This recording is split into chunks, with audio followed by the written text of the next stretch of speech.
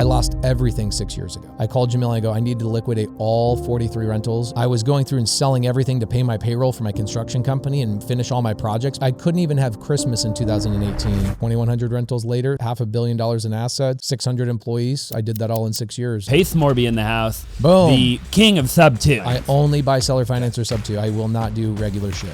That's boring. Imagine anything you want, a business, a car, a plane, a train. There is very simple and now well-known processes to buy anything you want without cash, without credit, without any credentials, W-2, tax history, nothing. And one of the ways to do it is through something called Subject to. If I want a cell phone, okay, I can just go find somebody that has an iPhone and I can just call them up and go, hey, do you have a payment on that phone? They go, yeah, I have a payment with AT&T. Cool. Can I just take over your payment? Can I just pay the $40 a month to your cell phone? That's buying a cell phone subject to. And so I can do that with a house as well.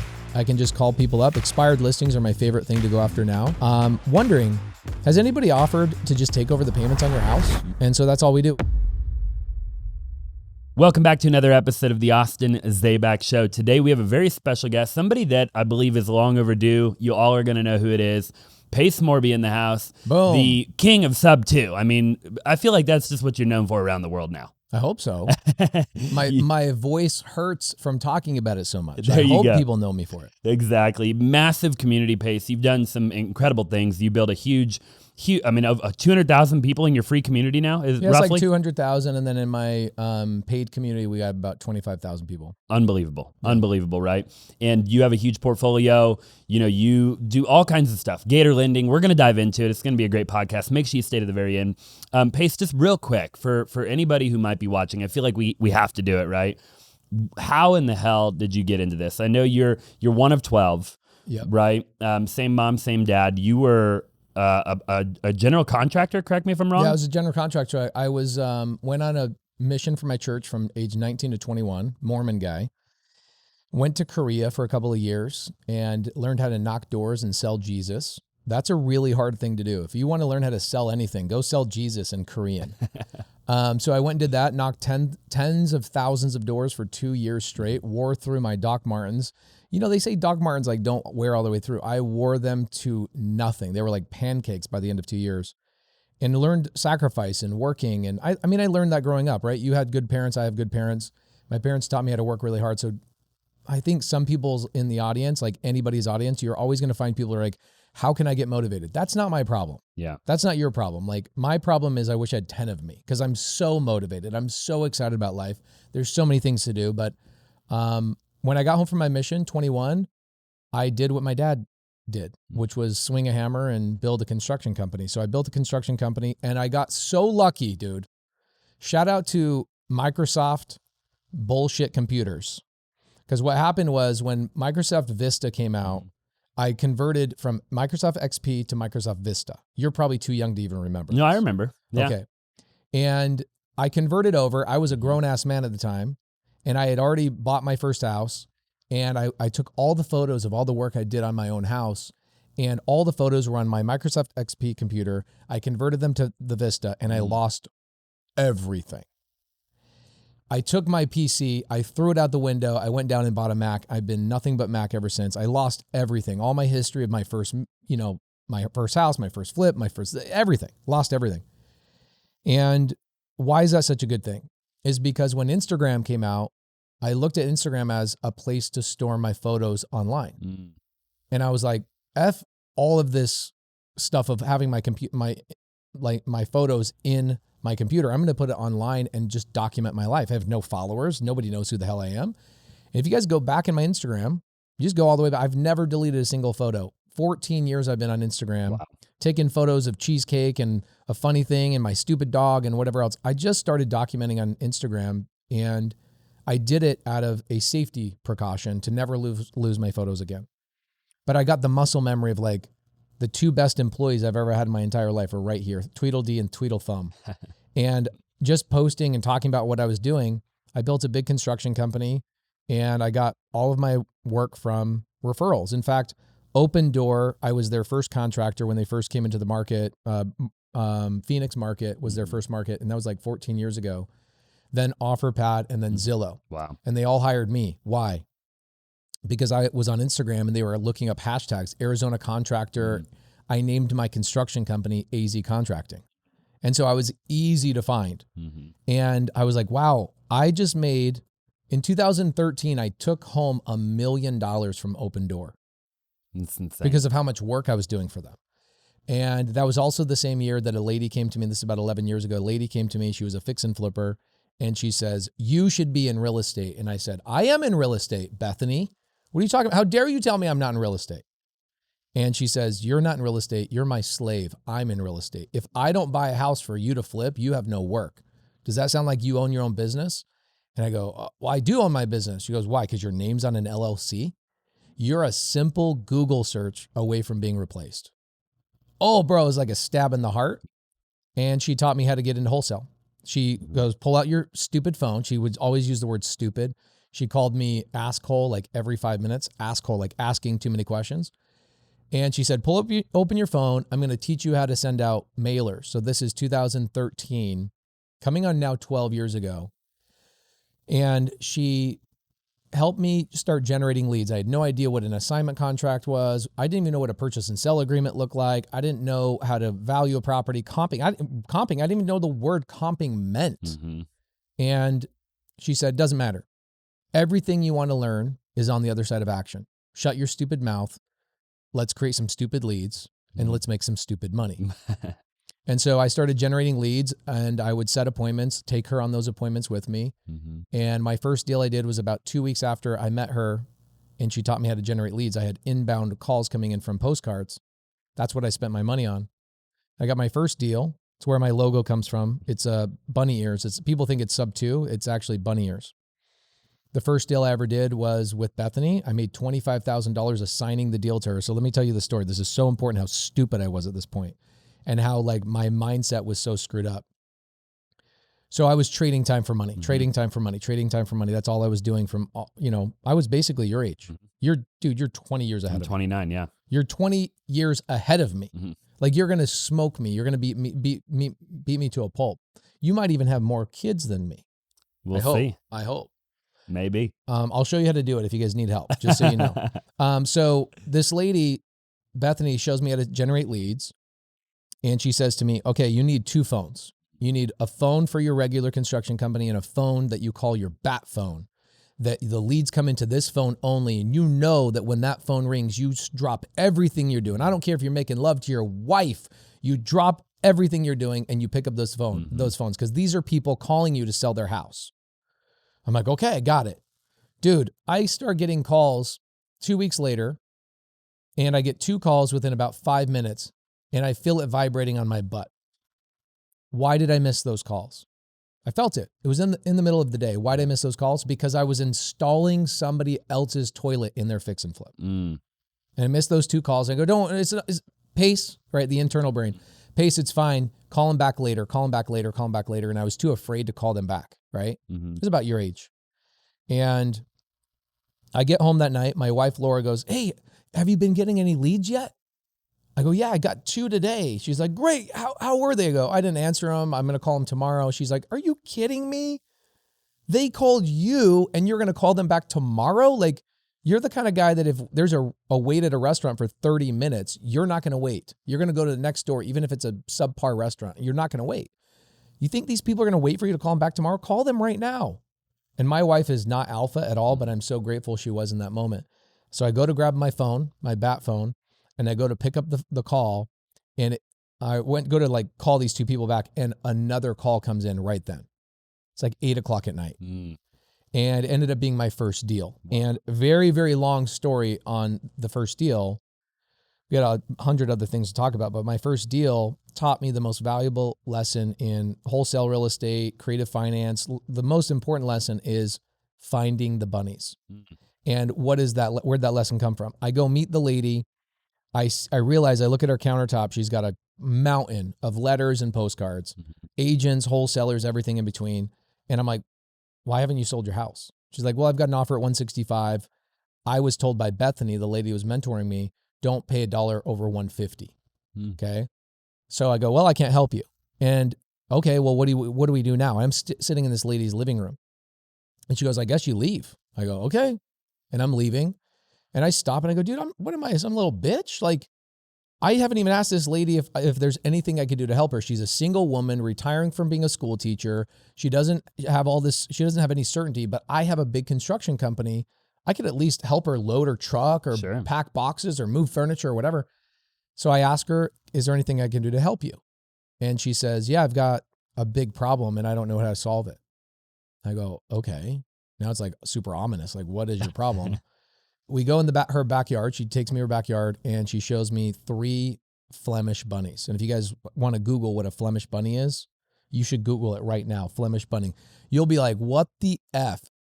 These bunnies are the size of a 5 or 6-year-old child. They're massive bunnies, like massive. They look like you take a Cadbury egg bunny, those big bunnies, you multiply that by 10. That's one of these bunnies. They're humongous. She has 3 of them. Holy crap. Her granddaughter brought them home one day from a fair. They thought they were just regular bunnies. They turned out to be massive things. They became, part of the family. Now this lady's retiring. She's like, exactly. That's a big bunny. Exactly. Hers were even bigger than that.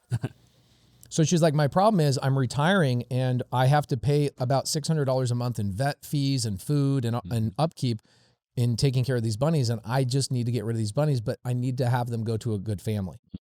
And everybody that's taking them, I don't know who they are and I don't trust them. I go, do you mind if I call somebody to come help? And she goes, sure. So I call my mom. My mom comes over and my mom takes the bunnies and she goes, I know exactly who to take them to. She has a farm with goats and chickens and all that kind of stuff. I'll send you photos when they're planted. And my mom and Janie was the seller's name. They hit it off, 5-10 minute conversation. My mom leaves. Janie's looking at me like, you're literally not going to even give me an offer? I go, no, you're at 165. I'm significantly lower than that. Anyway, really long story short, she calls me 2 weeks after I leave her house. And she says, I met with 15 people before you and 15 people after you. You were the only one that ever asked me if there was something you could do to help. I want to sell my house to you. And I go, Janie, I'd never even given you an offer. And she says, whatever your offer is the real offer. I don't trust any of these other people, even though they're saying higher numbers. You give me your offer. That's the number I'm selling my house for. So I bought the house for $150 and I'm in the appointment filling out the contract. Bethany, the lady who called me asshole 100 times, she's in the appointment with me, helping me fill out the paperwork. So again, people are like, I want to learn wholesale. Guys, just get with somebody that knows what the hell they're doing. You're not going to learn it on YouTube. I promise you. And so I go out into my truck with Bethany, and this is where my mindset was. I just want to be very clear. Bethany says, congratulations, you just learned the most important lesson in real estate. And I said, well, what? And she says, finding the bunnies. If you can figure out what people's emotional hang-up is with their house or their situation or something bad's happening in their life, that's the way you're going to make the most money. Stop looking at spreadsheets, get eyeball to eyeball with people, and you're going to win this game. I was like, wow, okay, that's easy for me. I love people. I freaking love people. Yeah. And she was right. I got 3 contracts my first month. I made $50,000. Here's where my mindset was. So I'm sitting in the truck with her. We have the contract. I'm staring at this thing and I'm like, so where do I come up with the $150,000? She goes, how dumb are you? You're going to sell the contract to me. I'm going to buy it for $175,000. And I'm like, okay, but how do I close on it at $150,000 and then sell it to you for $175,000? She's like, oh my gosh. It's called an assignment contract. You're going to I literally knew nothing when I did my first deal. And so I give everybody permission, like everything you want to learn is on the other side of action. And so here's what happened. She goes, so what's your big takeaway? Or she goes, what are you the most excited about? You think I'm excited that I just made $25,000. I was more excited that Bethany was buying another house that I could do the renovations on. Wow. It hadn't even dawned on me that I just figured out how to make $25,000 with 3 hours worth of work. It was, I can now find my clients more houses so I can do more construction. That's where I was a year older than you. That's where my mindset was. Crazy. I was so addicted to trading time for money that even when I learned how to find undervalued or, good priced homes and I learned how to wholesale them for $25,000, I was more excited about the renovation. And Bethany was a really good mentor. She says, Pace, you are fired from being my contractor. Go find me more houses. And I did. I went and found her 20 houses. She retired. I bought her business and the rest was history. And then I learned creative finance within about 3 weeks of that. I met a lady named Eileen Brown. You probably met her in town. I've done a lot of deals with Eileen. She's so gangster. Yeah.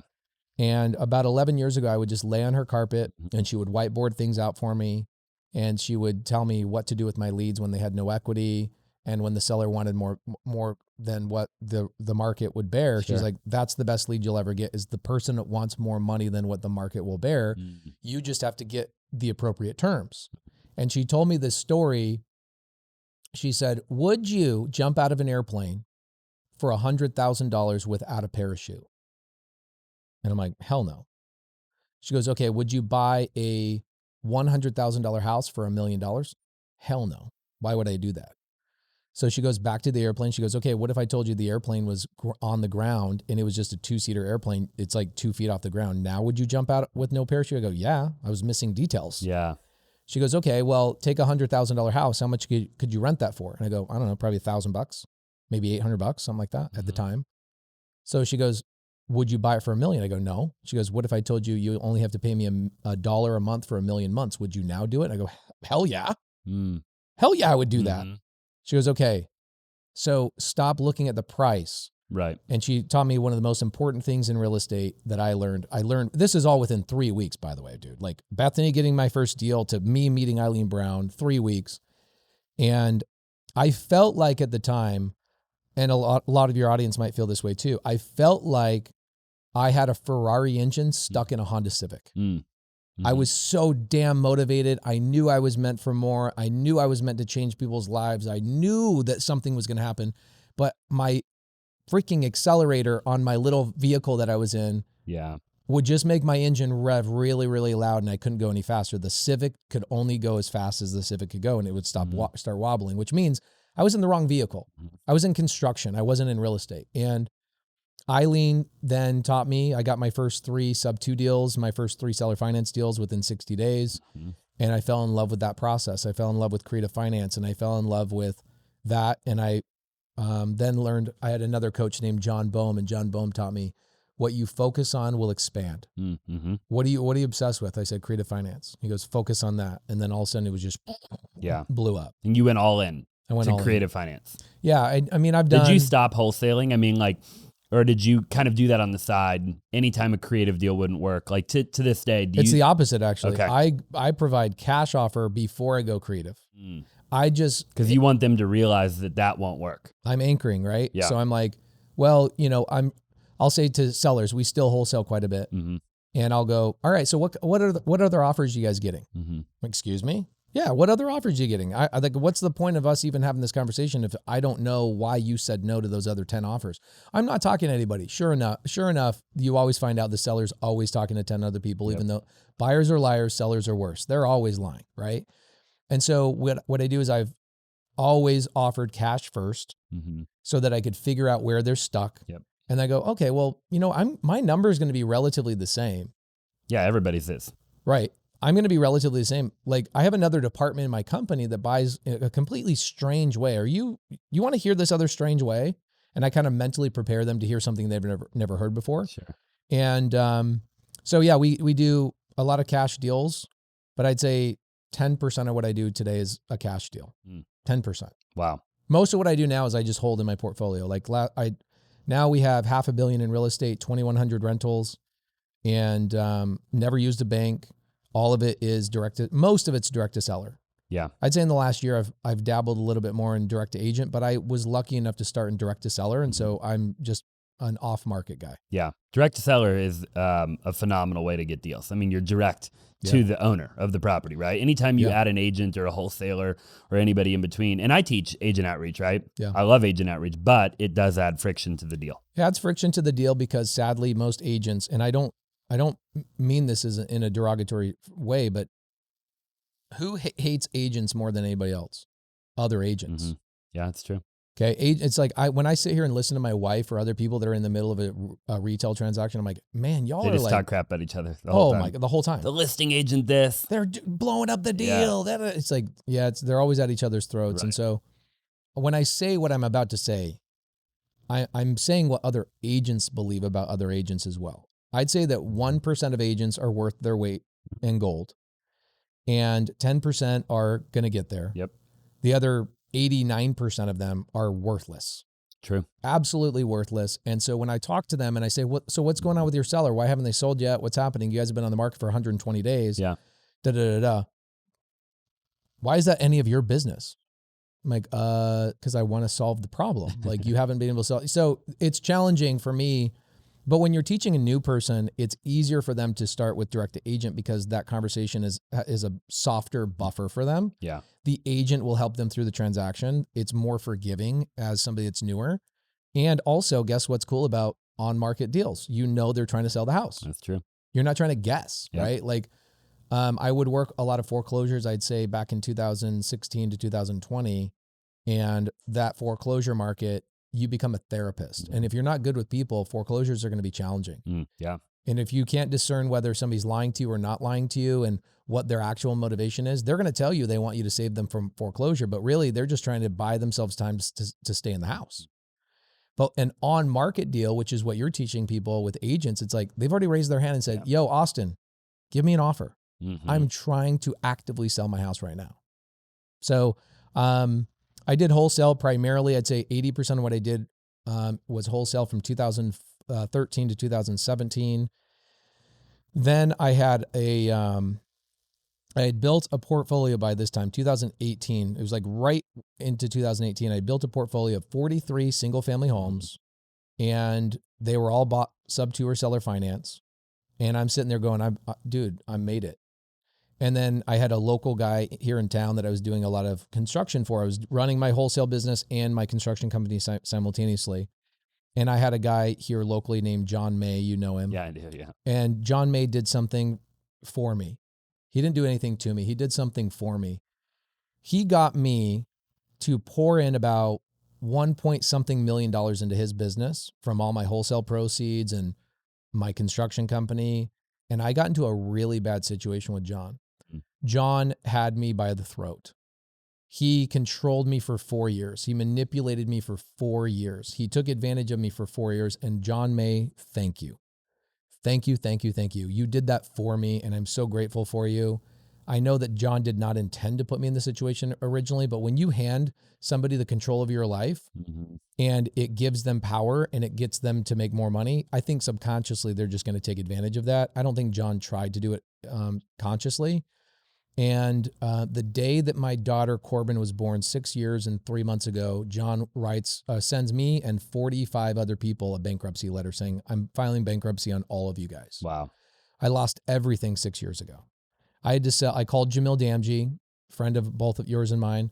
I called Jamil and I go, I need to liquidate all 43 rentals and I need to make sure I cover my payroll. I sold my personal home. I couldn't even have Christmas in 2018.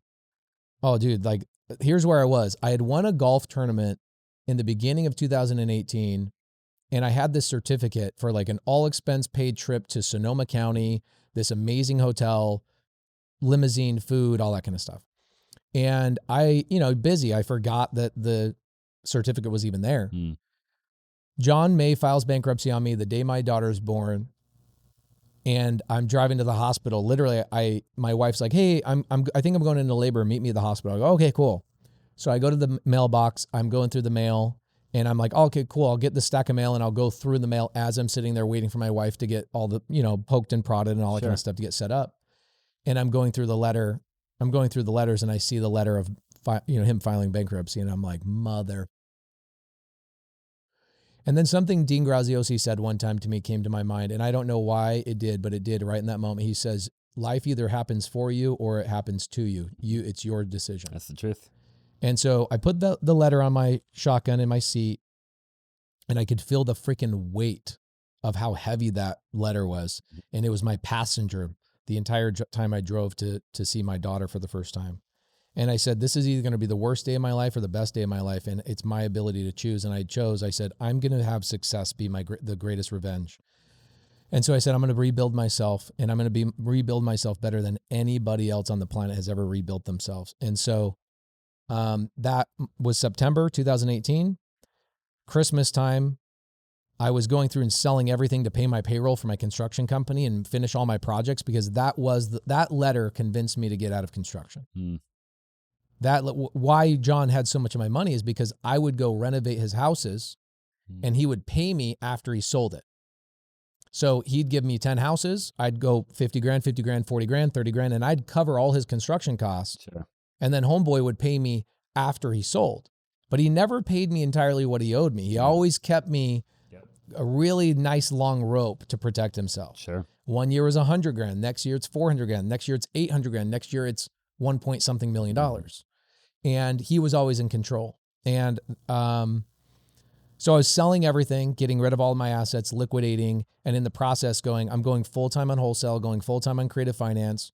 And my wife's like, and I don't tell my wife stuff like this. Because what woman wants a man to come home and complain about their job? Right. None, zero, zilch. It's like, do I want my wife to complain about watching the kids all day long? Hell no. I know you went through some tough shit today. You know I went through some tough shit today. I don't need to come home and be a bitch. Yeah. Right? So I would come home and my wife's like, how's everything going? I'm like, it's amazing. Everything's amazing. Meanwhile, I'm like, okay, how am I going to get through this? How am I going to get through this? So my wife goes, what are we doing for Christmas? I go, we're going to go to Sonoma County. I got this I didn't tell her I had an all expense paid thing. I go, we're going to go to Sonoma County, first class, all the things. We're going to take the brand new baby, Corbin, up to this hotel. It's going to be amazing. And I look at the certificate. It expired like 4 months earlier. I'm like, shit. So I call the company. And the lady says, yeah, dude, it's policy. Like, we hope you guys don't use those certificates. So yeah, good luck. Like, this is how we make our money. Right. People buy these certificates. People don't use them. We keep all the money. Good luck. And I go, you know what? It's just like trying to close a wholesale deal over the phone. It's easier when you're in person. So I drive up to their business. It's actually right, like maybe 2 blocks from where you are right now. And I walk into their facility and I talk to the nice lady, just like Sarah at your front desk. Yeah. And I go, hey, here's what happened. I brought my bankruptcy letter. I go, somebody just filed bankruptcy on me. I have no money to do anything for Christmas. I can't buy anybody gifts. I literally have tapped out every credit card. I'm waiting for some assets to liquidate. I have no cash, nothing. I'm tapped. Is there she goes, I got you. She reprints the certificate. She adds another $1,000 of room service and she just helps me out. And that's another lesson I learned. Closed mouths don't get fed. And so I asked for the help. And so that was 2018. That was 6 years ago, less than 6 years ago. And I said, all right, I'm going to go rebuild myself and I'm going to change the way this industry is operating. And I'm going to go help as many people as I possibly can. And here we are, 2,100 rentals later, 6 years, $500 million in assets and 600 employees and 9 different companies. I did that all in 6 years. And it was, thank you, John May. Thank you. Such a powerful story. We're going to dive into all that too, by the way. Really quick before we get there, I just want it for anybody who might be watching who's like, Pace, what is a subject to, right? Just if we could take a few minutes and just talk about what does it mean when you're buying a property subject to the existing mortgage? Okay, so imagine anything you want, a business, a car, a plane, a train, a cell phone. It doesn't matter. What is it that you want in your life right now? Man, I wish I had another car. I wish my wife had an Escalade. I wish I could buy a business. I wish I could buy a piece of real estate, a multifamily piece of real estate. Well, there is very simple and now well-known processes to buy anything you want without cash, without credit, without any credentials, W-2, tax history, nothing, literally none of that stuff. And one of the ways to do it is through something called subject to, which means if I want a cell phone, okay, I can just go find somebody that has an iPhone. Let's say I go to Craigslist right now and I type in iPhone, and you're going to find people on there that have had their phone on Craigslist for like 2, 3, 4 weeks. They still haven't sold them. And I can just call them up and go, hey, do you have a payment on that phone? They go, yeah, I have a payment with AT&T. Cool. Can I just take over your payment? You can do that? Yeah, I can do that. Can I just pay the $40 a month to your cell phone? That's buying a cell phone subject to. Yeah. I'm buying it subject to their existing agreement with their debt. And so I can do that with a house as well. I can just call people up. Expired listings are my favorite thing to go after now. Expired listings. Hey, my name is Pace. I'm a real estate investor. Saw that you just fired your real estate agent. I probably would have if they couldn't sell my house after 6 months as well. Wondering, has anybody offered to just take over the payments on your house? And so that's all we do. We take over payments. It is not an assumption. I am not using credit. I am not applying for the mortgage. Our average sub-2 deal, seller says, yes, we own the property in less than 7 days. Open escrow, close escrow, 7 days. So we're just taking over payments. Yeah. For the naysayers out there who say, yeah, Pace, but if you're not assuming it and the loan's not assumable, isn't it illegal? Or what about the due on sale clause? Okay, so what do you have to say to these types of people? I would pull this up for those people that are probably on the Bigger Pockets podcast that are they just don't understand how things are ran. I would pull up my big long list of all the Supreme Court hearings. Okay. So Supreme Court hearing number 1, 1995, Field versus Mans. The United States Supreme Court declared that it is not fraud to violate a due on sale clause if the borrower is transferring title without saying anything to the lender. Guys, it's been out since 1995. The Supreme Court, the highest court in the land. By the way, I have 25 of these that have all made it to the Supreme Court. Every single one of them, Supreme Court says, no, that's not fraud, and no, there's nothing illegal about it. By the way, you want to learn how to do a sub-2 deal? There's 126 pages on the IRS's website that all teach you how to do a sub-2 deal correctly. You go on Fannie Mae's website, there's 42 pages that teach you how to do it correctly. Go to continued education in any of the 50 states. Me or somebody in my community has taught a continued education class on how to do sub-2 deals legally and properly to protect the seller, protect the buyer, etc. All 50 states have deemed this not just appropriate and legal, but they like it enough that they're willing to give people continued education credit. So people that are out there, licensed brokers, like, this is illegal. All right, well, go to your continued education classes. You'll probably see my face. You should do a continuing ed class for my real estate team. I'd love to. You know, we'll put it on and it'll be a good time. We have 170 agents on our team now. I love it. Love it. Love it. So my attorney here locally, Sean St. Clair, anything I teach with him is deemed worthy for continued education classes. I've used Sean St. Clair too. Really good guy. He's amazing. And Brian Locker. Yeah, Brian Locker's great litigation attorney. When you need to litigate and you need to go after somebody that has a memorandum on a property that they did it wrong, Brian and Sean are awesome. When you talk about incorrectly, I'm just curious, what's like the number one, when you look at the industry, you look at all the people, all of your students, everybody you've taught, what do you think the biggest mistake people make when trying to do a sub-2? Because you talk about like correctly versus incorrectly. There's 10 things. Sure. There's a lot of things. So number 1, I would say, is they do their insurance incorrectly. This was such a common problem in the industry that I just created a process for it. So you guys could just go to subtoinsurance.com. There's a company that I put in place that just solves that problem. All 50 states, you never have to worry about the insurance ever again. So the problem is you've got an insurance policy with the seller. Sure. Buyer comes along and they take over the payments. That they don't ever switch the insurance out of the seller's name and put it in their name. House burns down. Exactly.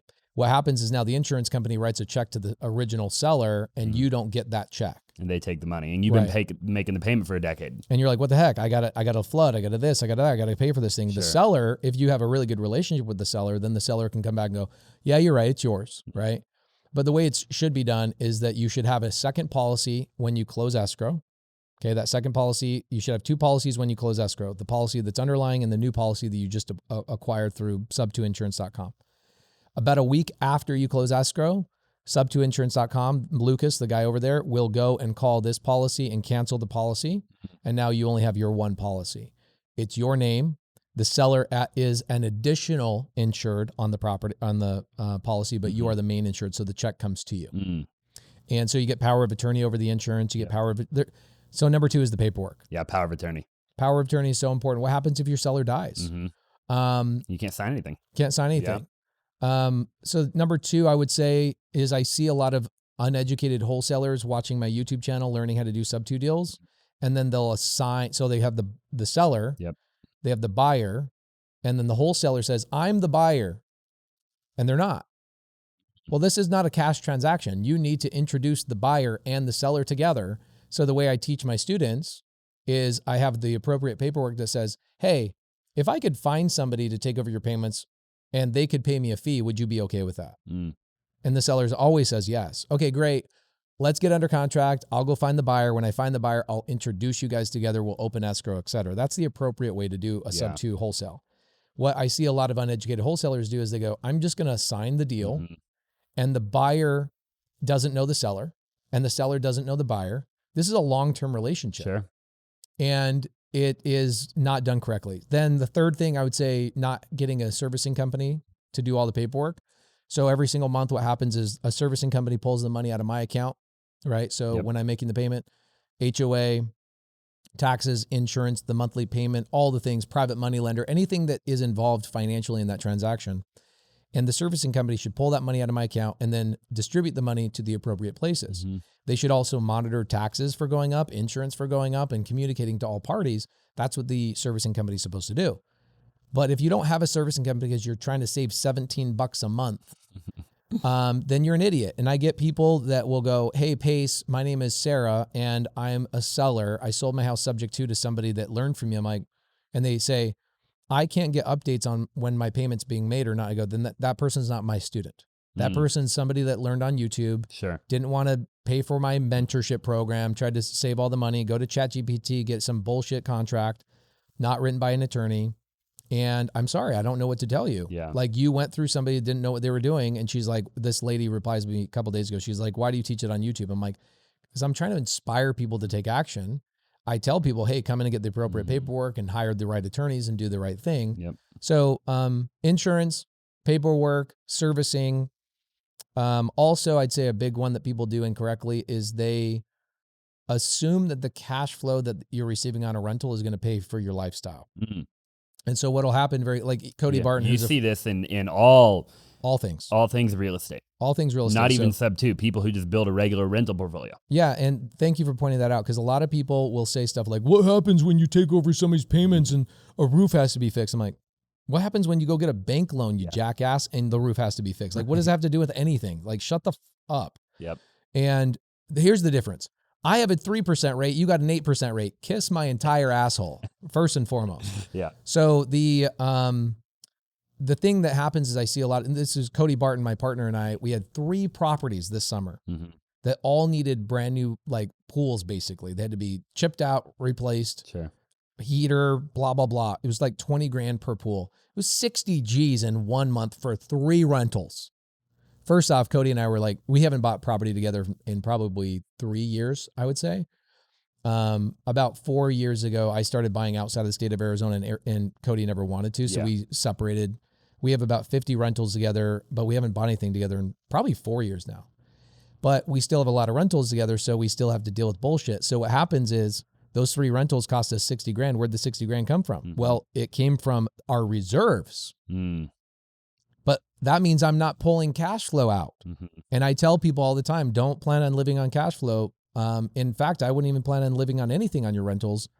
You let your rentals, unless you have multifamily or RV parks that are cash flowing significantly, which is what I have. Like I have assets that, I have an asset that cash flows 70 grand a month. Yeah. You can live off that. But if you have a single family home that's cash flowing $400, you better leave that shit in the bank because something's going to happen. The reason why you buy that property is for the tax benefits, the appreciation. I bought a property. I sold it just yesterday and I did a YouTube video about it.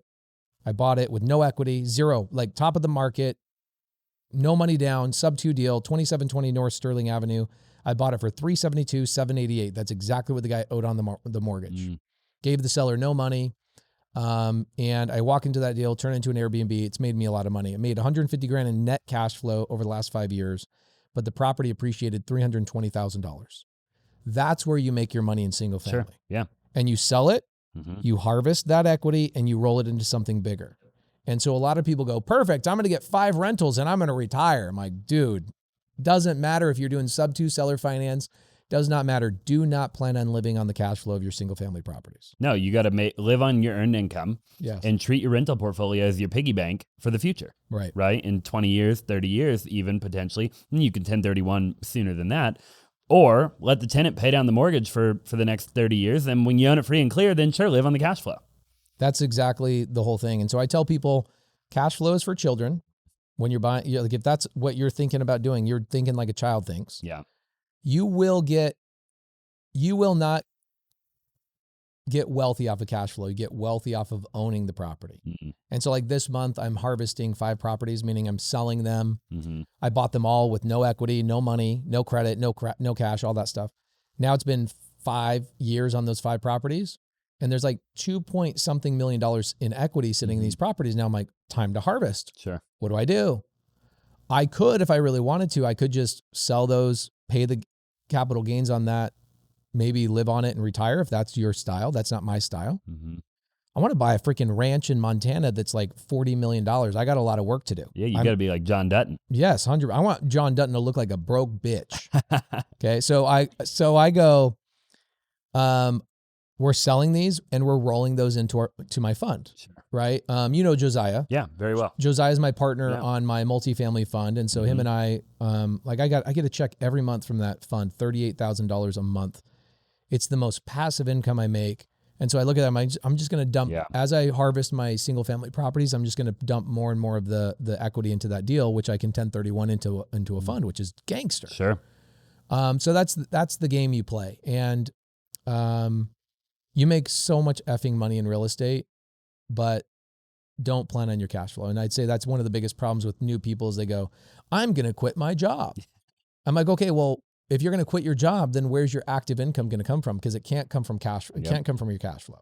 You've got to figure out, are you raising money for somebody else? That's a good, another active income. Are you maybe go work for a fund? Yeah. I see people that go, I'm going to quit my job. I go, great, go get another job in real estate, be a wholesaler, be a fix and flipper, get active income. Even fixing and flipping is scary as shit. It is. Because I tell people fixing and flipping is a side hustle, not a full-blown business. No, very few people do it full-time. Yeah, very few. And they even pause for a year like, do. oh crap, 2023 interest rates are going up. I'm going to take a year off. Yeah. And these are the big dogs. Yeah, they're the big dogs. That do 50 flips, 100 flips at a time. Right. You know, I don't think it's a business if you have to take a year off because the market is kicking you in the teeth. I agree. That's like if Subway sandwich goes, you know what, we're not going to sell sandwiches for a year because ham has gone up in price. Like that's not a business. It's a freaking side hustle. You know, you own 2,100 rentals. Now, being where you're at today, a lot of people, you hear a lot of people, right, that everybody has such a strong opinion on single family versus multifamily. Like you got the Grant Cardones of the world who are like, only buy multifamily, single family's terrible, right? And then you have other people like Zach Keeps, right? We both know Zach Keeps. Yep. And he's like, only single family and only in Arizona. And everybody that you see that is big, they are all very set in their ways. Like you know, I've noticed that podcasting and interviewing a lot of different people. You have both. I have both. Yeah. So like now that you're where you're at, do you have a preference? I mean, looking into the future, the next decade, do you eventually want to be more multifamily? Do you want to be more single family? And how come? Okay, so when I first started, I thought multifamily was like how I was going to get in the game.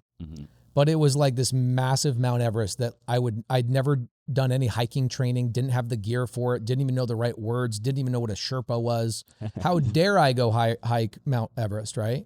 However, I go to Camelback Mountain, I do a hike here, and I build up my muscles. And so now multifamily and that big Mount Everest is not as big as I originally thought it was. But thinking I was getting into multifamily is why it took me 7 years to get into real estate. So let's go back to everybody you know that's doing multifamily. Grant Cardone, really good friends with Grant. I've had 20 dinners with Grant, been to his office 100 times. Unbelievable guy. Probably one of the smartest human beings I've ever personally met, especially when it comes to marketing. How did he start in multifamily? Through single family. Did he? Yeah, his first 20 deals were single family, right? He doesn't talk about it very much. Of course not. Yeah. Why?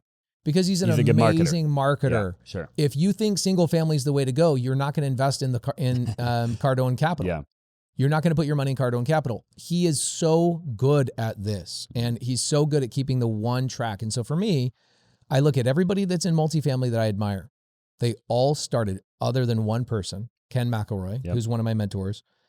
He's the only person I knew that started in multifamily, but he started in property management in multifamily. Sure. And so he's like, I never got into single family because I was in the multifamily sphere. I learned all these people and relationships and resources and skill sets all in the multifamily world. Okay, great. Nobody else has that opportunity. So I always tell people, go where you can make more money. And guess what? When you're brand new, you can make way more money in single family. Yeah. Why? Because there's more transactions, there's more relationships, resources, skill sets, title companies, lenders, all these amazing things that are going on in single family. I want to play a game that I can play every day. Whereas I go to multifamily and I'm like, okay, I want to get into multifamily. Perfect. That's going to take you 3 years before you get one deal. And it's such a daunting world. Oh, I got to raise $10 million to buy a $50 million asset. Now I got to learn how to manage leasing agents and deal with tenants and cash flow distribution and managing contractors on a $20 million renovation versus a $200,000 renovation. Sure. Single family is where 99.9% of people should start, compound their skill sets, relationships, and resources, and then you have the credibility. Here's what happens on my multifamily stuff. Okay, I have a $20 million deal we bought last year, 160 units down in Tucson. Subto or regular? Seller, I only seller finance. I only buy seller finance or Subto. I will not do regular shit. Okay. That's boring. Doesn't mean it doesn't work. It's just not my flavor, right? It's like one person drives a Bugatti, another person drives a Lamborghini. They're both cool. I just prefer what I prefer. Yep. So we're talking to the broker. Broker's having a hard time selling the property. Where did I find that deal? Crexy.com. Go to Crexy.com. Unbelievable. I don't know if do you know Crexy.com? I'm familiar. Yeah. Mm-hmm. Okay. Crexy's dope because I go to them like 5 years ago and I go, guys, you need to have a filter on your website that says owner finance. Yep. And so they go, okay. They add owner finance filter. Now you want to buy hotels, apartments, like land, anything you want to buy. Dairy Queens, car washes, laundromats. You can buy it all owner finance on Crexy. I'm like, you guys should call it the PACE filter. But I was too stupid not to brand it. Anyway, I go on there. I find this deal. The broker we talked to is, selling 160 units. The guy, the original seller, bought it, or he bought land, developed this property in 1985. He's owned it all the way through. He wants a really high number. Why? Because he's afraid of the capital gains tax. He wants to retire. What do you do if you're a seller and you want to retire? 1031 is not the answer. Yeah. Okay. It's like if you tell a woman, hey, you want to divorce this piece of shit that you've been married to for 20 years? Okay, cool. Here's what a 1031 exchange is. You go to that woman, you go, you can divorce this man only if you go find a bigger asshole to marry. Yeah, because it's got to be like for like. It's got to be like for like, and it's got to be bigger. Yeah. Okay, you can't roll into a smaller deal. You're right. You have to roll into a bigger asshole. Yep. I'm not getting divorced. No. I'm going to stick with the bullshit I have. There, yeah. So if you are trying to get out of the game and retire, 1031 is not the solution. Yeah, it's a lose-lose because you either have the capital gain or you roll into another deal that you don't want because you want to retire. And most of these investors are all mom and pop investors, right? As you know. So I talk to them, they're like switching out the light bulbs themselves. Yeah. And so people are like, well, they have managers and why, how is that? I'm like, bro, they're not at the seminars like you and I are. They're not reading books like you and I are. Most of these investors that we talk to were people, they were contractors, architects, engineers, whatever. And their CPA said, go and buy multifamily real estate so you pay less taxes. They go, I don't know anything about real estate. Yeah, it doesn't matter. That's most of the sellers I talk to. Okay. So this seller, we reach out to him and he goes, yeah, I'll seller finance 4%, 10-year balloon, which is great. Because we gave him a higher number. Obviously, he's getting interest on his money as well. And we showed him how to mitigate the majority of his capital gains tax through a 10-year note. Okay, which is cool. There's gangster strategies that are like so amazing. My CPA talks to his CPA and his CPA goes, how do I do this? This is freaking amazing. So when we're going through that process, here's why I think, I know multifamily is not good for 99% of people. Here's what happens. They go, who are you? What's your pedigree? What's your history? Show us your SREO. Yeah. Most people have no idea what an SREO is. Schedule of real estate owned, which means give me your whole entire spreadsheet of all your net worth. We want to talk to your family office. I have a family office. I have them talk to Ryan Cox at my family office. Ryan goes through and says, here's Pace's tax returns. Here's his this, here's this, that. They didn't do a credit pull. I didn't have any money out of my own pocket for that deal, but they wanted to know I knew how to operate the asset. The track record. Like, hey, you're going to take over 160 tenants. And so I tell people, yes, you can buy all these big assets with creative finance. The like cutoff for all that stuff I find is about 100 units. Anytime I bought under 100 units, nobody cared about my pedigree. Okay. So like I have a 43 unit in San Angelo, 30 unit in Corpus Christi, 30 unit in Dallas. I have a bunch of other, like a smattering of other assets. None of those smaller operators even had brokers involved, and the seller's like, yeah, I'll give you seller finance, no problem.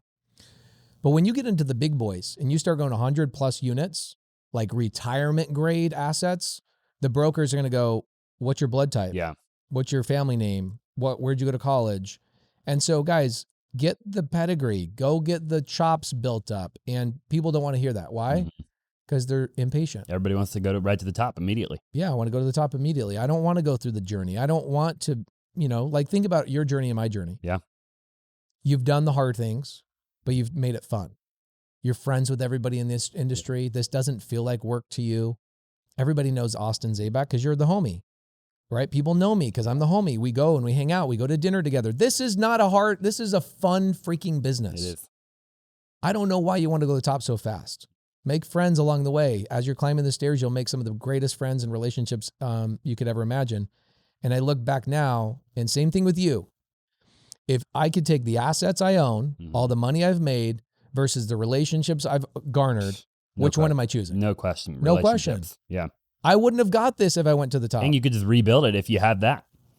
Dude, again, I say this to people 100 times a day. It's never what you know. It's always who you know. 100%. If you go to the top, you don't know anybody and nobody knows you. So multifamily is definitely the goal. You should upgrade over time. I think Zach Keeps is interesting because he's been such a great friend of mine for, I think, about 9 years I've known Zach. Love him. He's one of the best. I think he's been on the show 2 or 3 times. One of the best. Yeah. One of the smartest human beings you'll ever talk to. Lovable guy, funny as hell, transparent, will give you all the resources he has. That guy has helped me in so many different ways. Yeah. But Zach Keeps also is like, why reinvent the wheel? It's rolling. For me, I'm different than Zach. Okay. Yeah. Zach, what he doesn't talk about is Zach is also invested in a bunch of other businesses that are outside of real estate. Yep. Let me phrase it this way. Zach invests in things outside of single family all the time. He just doesn't talk about it. Sure. I also invest in things outside of single family. Mine just so happened to be multifamily. And you talk about it. And I talk about it. So, Zach's invested. I know he had a big hit. Hopefully he doesn't mind me saying this, but he had a big hit and made a big chunk of money in a cannabis business years ago. And I was like, I didn't know you were in that. He's like, yeah. Like, what do you think I do with all my money? I invest in other things. And it just so happens that I wanted to explore what multifamily looked like. And so I invested in that. I think Zach has found other investments that pay higher dividends than multifamily ever could. And he uses his cash from single family to go and invest in those assets. Sure. So it doesn't mean don't invest in other things outside of single family. I just think you have to look at them as two completely different businesses. It's not this or that. It is this, then that. And I don't know a single person besides Ken McElroy or somebody with a really high pedigree. Doctor, Harvard grad, one of these people that got a big check. They sold their company to a private equity firm for $50 million. Then they go into multifamily, go, oh yeah, I skip single family because that's bullshit. Yeah, bro, you have $50 million. Right? So single family, guys. Yeah. You've made a video that I saw. I think I've seen it multiple times. You haven't paid taxes in 7 years. Yeah. Okay. Viral. Every time you talk about it, like people are like, what the hell, right? Yeah. How do you do that? And how can other people do that? And can anybody do that? Not everybody can do that. Okay. You have to be a real estate professional. You're a real estate professional. You have to be able to do depreciation, cost segregations. And basically what a cost segregation is I buy a piece of real estate and the IRS gives us this amazing reward for buying real estate. The IRS says, hey, real estate investors, buy more real estate and make it affordable because we don't know how. Yeah. That's why they do it. And people are like, why all you rich people are so, I'm like, no, I'm doing what Uncle Sam's telling me to do. Uncle Sam's saying, hey, pay a shit ton of taxes or pay less taxes if you provide affordable housing for people who are paying a lot of taxes. I go, okay, cool. I'll choose this. Yep. So I go provide affordable housing. 70% of my doors are all underneath market rents. And the IRS says, we will reward you for doing so. All we ask is you give us a report to show us that you own this real estate. And that is called a cost segregation. And you hire an engineer. The engineer usually costs about $600 per house. And last year I did 65 cost segregations. Wow. So last year I got $18 million in tax write-offs, and I've got $4.5 million of it rolling over into 2024. I paid $0 in federal income tax last year. I got a $3,000 refund. I didn't even pay $1, and they gave me $3,000. And they're rolling, like, I think it's either $3.5 million or $4.5 million over to this year, which means I can make $4.5 million this year tax-free, which is gangster. Super dope. How do we get that? Holding real estate. Sure. And so, this is where I harp on wholesalers is I say, wholesale it's like this love of my life that will always be there. Wholesale is amazing, but I will criticize wholesalers. They get stuck in the world of active income. And, you know, like Brent Daniels is a good buddy of mine. And he's like, should I buy more rentals? I'm like, bro, I don't know what else to tell you. You should come up with an equation of like every 20 deals I wholesale, I buy one. And the equation that I figured out for me was for every 10 wholesale deals I did, if I bought one rental sub 2, no money out of my pocket, it would wipe out all the income from the other 9. So I'm wholesaling tax-free. Yeah. So people are like, hey, I've got to buy deeper deals. No, you don't. You just got to stop paying 40% in your taxes. Sure. So if you want to make more money in wholesale, let's say your average assignment is 15 grand, you're paying like probably 6,000 of that to the government, something like that, maybe $5,000 to the government. If you bought one rental every 10 wholesale deals, you'd pay no money and you'd actually get to take home 15 grand. That's like getting a $22,000 assignment for somebody else that's paying taxes. And so for me, that was the game. I was like, this is easy. And then not only do I get tax benefits, but when they print all the money, I get to ride that wave. Oh my gosh, this is the greatest thing on the planet. Yeah, wealthy people like inflation. I love it. Inflation is not good. It's not bad for wealthy people. BlackRock's not sitting there saying, I hope there's no inflation. They're trying to create it. Yeah. Think about this. I was with my buddy, Steve Harward, owner of Prime Corporate Services. And he goes, man, we got to get Trump in office. I go, okay. Why? And he's like, well, because we got to save our country. I'm like, bro, I need the Democrats to print more money, bro. I don't know about you, but I need I made more money from 2020 to 2024 than I ever have in my life because my appreciation on my real estate has doubled, tripled, quadrupled my net worth. And that was primarily due to the inflation of real estate. And why would I want somebody to come in and take that away from me? It was a joke, but it really gets you thinking like, oh shit. Yeah. Maybe I do want the Democrats in office because they print money. That they do. And so it's an interesting thing. Now, I have, you know, socially, I'm way more liberal, but fiscally, I'm very conservative. Like I don't want our government printing money, but at the same time, I've put myself in a position that I benefit from it. Sure. And by the way, if Trump gets in office, is he going to solve it? Is Kamala going to solve it? Neither one of them are going to solve the affordability crisis, inflation. It's just going to be another shit show in 4 years anyway, no matter who goes into office. You might as well just figure out how to get a surfboard and ride whatever wave they're throwing at us. That's basically all you got to do. That's the truth, yeah. To create your own destiny. At the end of the day, the government is always going to do what they're going to do. Yeah, you should build a dope-ass studio like this and make a podcast. Gosh damn, this is sick. Yeah, I want to dive into social media in a minute too because you talk about branding. Yeah. And I have one more question on Sub 2 and then we'll get out of that and talk about some other stuff. When you're looking at a Sub 2, when other people are looking at a Sub 2, if the goal isn't to live on cash flow, so say they have it right in their brain, right? They have a good path or good active income and they're looking at a Sub 2 deal. Does it even matter if it cash flows at all? No, not at all. Can you explain that? Yeah. So I'll give you a good example of a house. I've got a house on 4101 West Flower Street. Okay. I bought it. It doesn't cash flow. I got a 2.6% rate. It breaks even. Like I don't suggest going out and negative losing cash money, flow. Yeah. But I would be lying to you if I told you I didn't have some. Sure. Yeah. Same, by the way. I have some rentals that do not cash flow. I have some rentals that hemorrhage me $400 or $500 a month. I have one that was in Atlanta, Georgia, that was losing me $800 a month for 4 years. I walked out of that property making like $500,000 at the end of it. Why? Tax benefits, appreciation, and pay down. Okay, that's the big boys game. And so what's interesting is when you compare the $800, I'm like, man, that's the greatest $800 I paid every single month to get the big chunk of money I got at the end. So the house on Flower, I bought it from a wholesaler. He's like, hey, this deal doesn't cash flow. I'm like, great. It has an amazing rate. I think I can break even on the cash flow. And I'm currently selling that property right now. Less than 2 years I've owned it, and I'm going to make like $250,000, but it's broken even on cash flow every single month. Wow. Okay. Buy in appreciating markets, right? I'm not going to go in Ohio and Iowa. Those areas appreciate too, but Maricopa County appreciates like crazy. And harvest your equity every 3 to 7 years and roll that equity into something bigger that does cash flow. And of course, I do have things that cash flow. Out of my 300 single family homes, I'd say 1 in 20 breaks even or loses money. And that's kind of been my rule. It's like, yeah, okay, cool. It loses money. No problem. But if you want to go cash flow properties and you want to quit your job, I would suggest going towards like 8 plexes, 12 plexes, RV parks, mobile home parks, smaller multifamily deals, 24 units, those types of things. Because now when your tenant moves out, you don't lose your whole year's cash flow.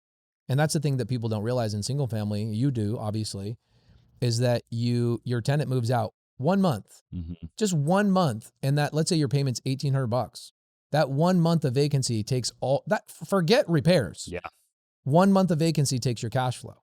And so you shouldn't buy single family properties for cash flow. You should buy them for all the other things. So yes, I do look at, and the other thing about creative finance is I could do a 20-hour class on this. If I have a property that doesn't cash flow, Austin, do you own your own house? Right now we rent. We have an apartment. We live in the Optima. You guys live in one of these nice things, huh? We live in the Optima right now. Oh, of course you do. This Optima though, not the one in Old Town. Okay, this Optima's dope. Yeah, it seems like $10,000 a month. They're quite a bit of money. It's not cheap. Yeah. Okay, so, but how you also do retail? You have retail people on your team, right? We run the #1 retail team in the state. Okay, cool. So your retail buyers that are moving in these houses, what's their average cash flow per month? On the house that they buy? Yes. Obviously, the answer is nothing. Nothing. Yeah. So are there buyers out there that will buy a Subto deal for me or a seller finance deal for me that doesn't cash flow? Of course, 99% of buyers on the planet are retail buyers. So I just go to a retail buyer and I'll sell it on a wrap. Sure. Or I'll even assign it. So when I find a Subto deal that doesn't cash flow, like, oh, this is perfect. I'll just go to my real estate buddies, my loan officer buddies, and send them an email and go, hey, I've got a property and I've got one right now in West Valley. And it's a 4% interest rate. It's in an HOA, doesn't cash flow. If I rent it out regularly, I'd lose $400 a month. But a family moving in that thing will pay me $20,000. The agent that gets involved in the deal will make $10,000. The guy buys a $500,000 house for like $30,000, no credit check, and gets a 4% rate. There's the buyer. Yeah. Just wholesale that deal. There you go. And so that's what you'll do on non-cash flowing Subto and seller finance deals. Talk to me about Gator lending. You've got, I mean, the Gator lending's become, I even have people in our community that ask me about Gator lending, right? Yeah. And so what is it? And did you create that term? I did create the term. It was a day about 3 years ago. I was doing this 6-hour live on YouTube. Which is normal for you. It's like a short live, by the way, for Pace. I'm like, let me go long. Because I learned through story. And so I'll tell stories about like why this happened and the nuance behind it. And I was doing this thing called like how to raise private capital. And I was identifying the personality types and I was using animals as an example. So for example, a private money lender that is just starting out, they've never done a deal. I call them swimmers. Yeah. Like a little guppy. And they're swimmers because they want to learn from a guy like you or a guy like me. They want to be real estate investors themselves, but they want to invest in your deal so they can learn.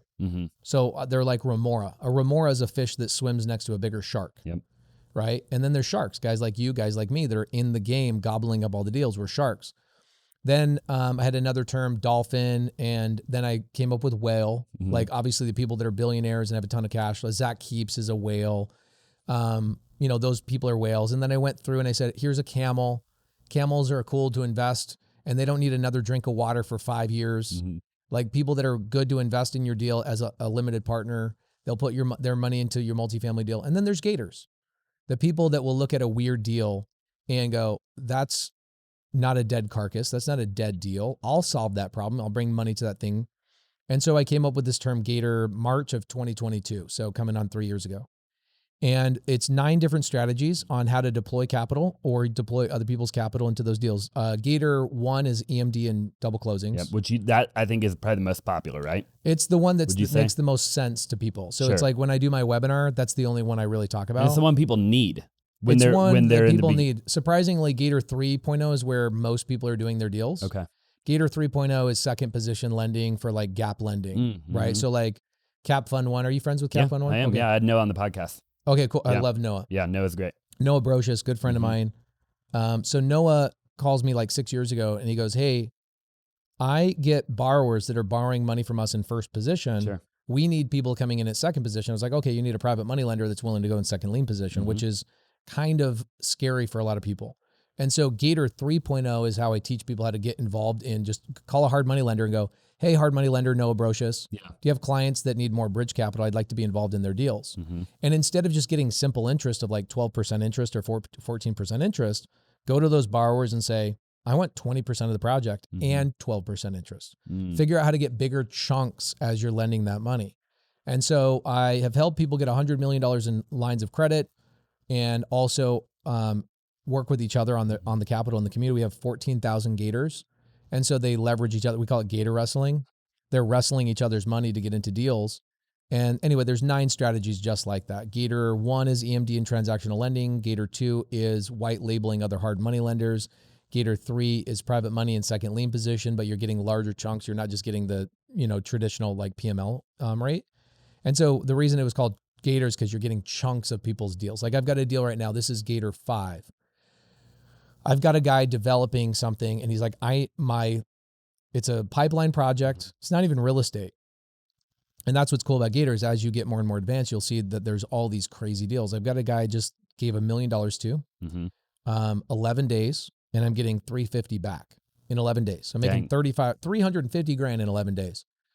The guy has a pipeline project. His lender is in Florida. What happened in Florida the last couple of weeks? Big hurricane, bunch of them. Bunch of hurricanes back to back to back. So his lender is delayed, but his seller in Pennsylvania doesn't give a shit. His seller's like, close or I'm canceling. Yeah. So this guy goes, hey, I heard you do weird types of loans.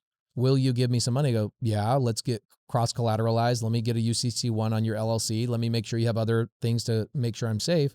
I wired the $1 million. He closes on the deal. His lender comes in about 11 days later, brings $6.5 million to the transaction. I make $350,000. Wow.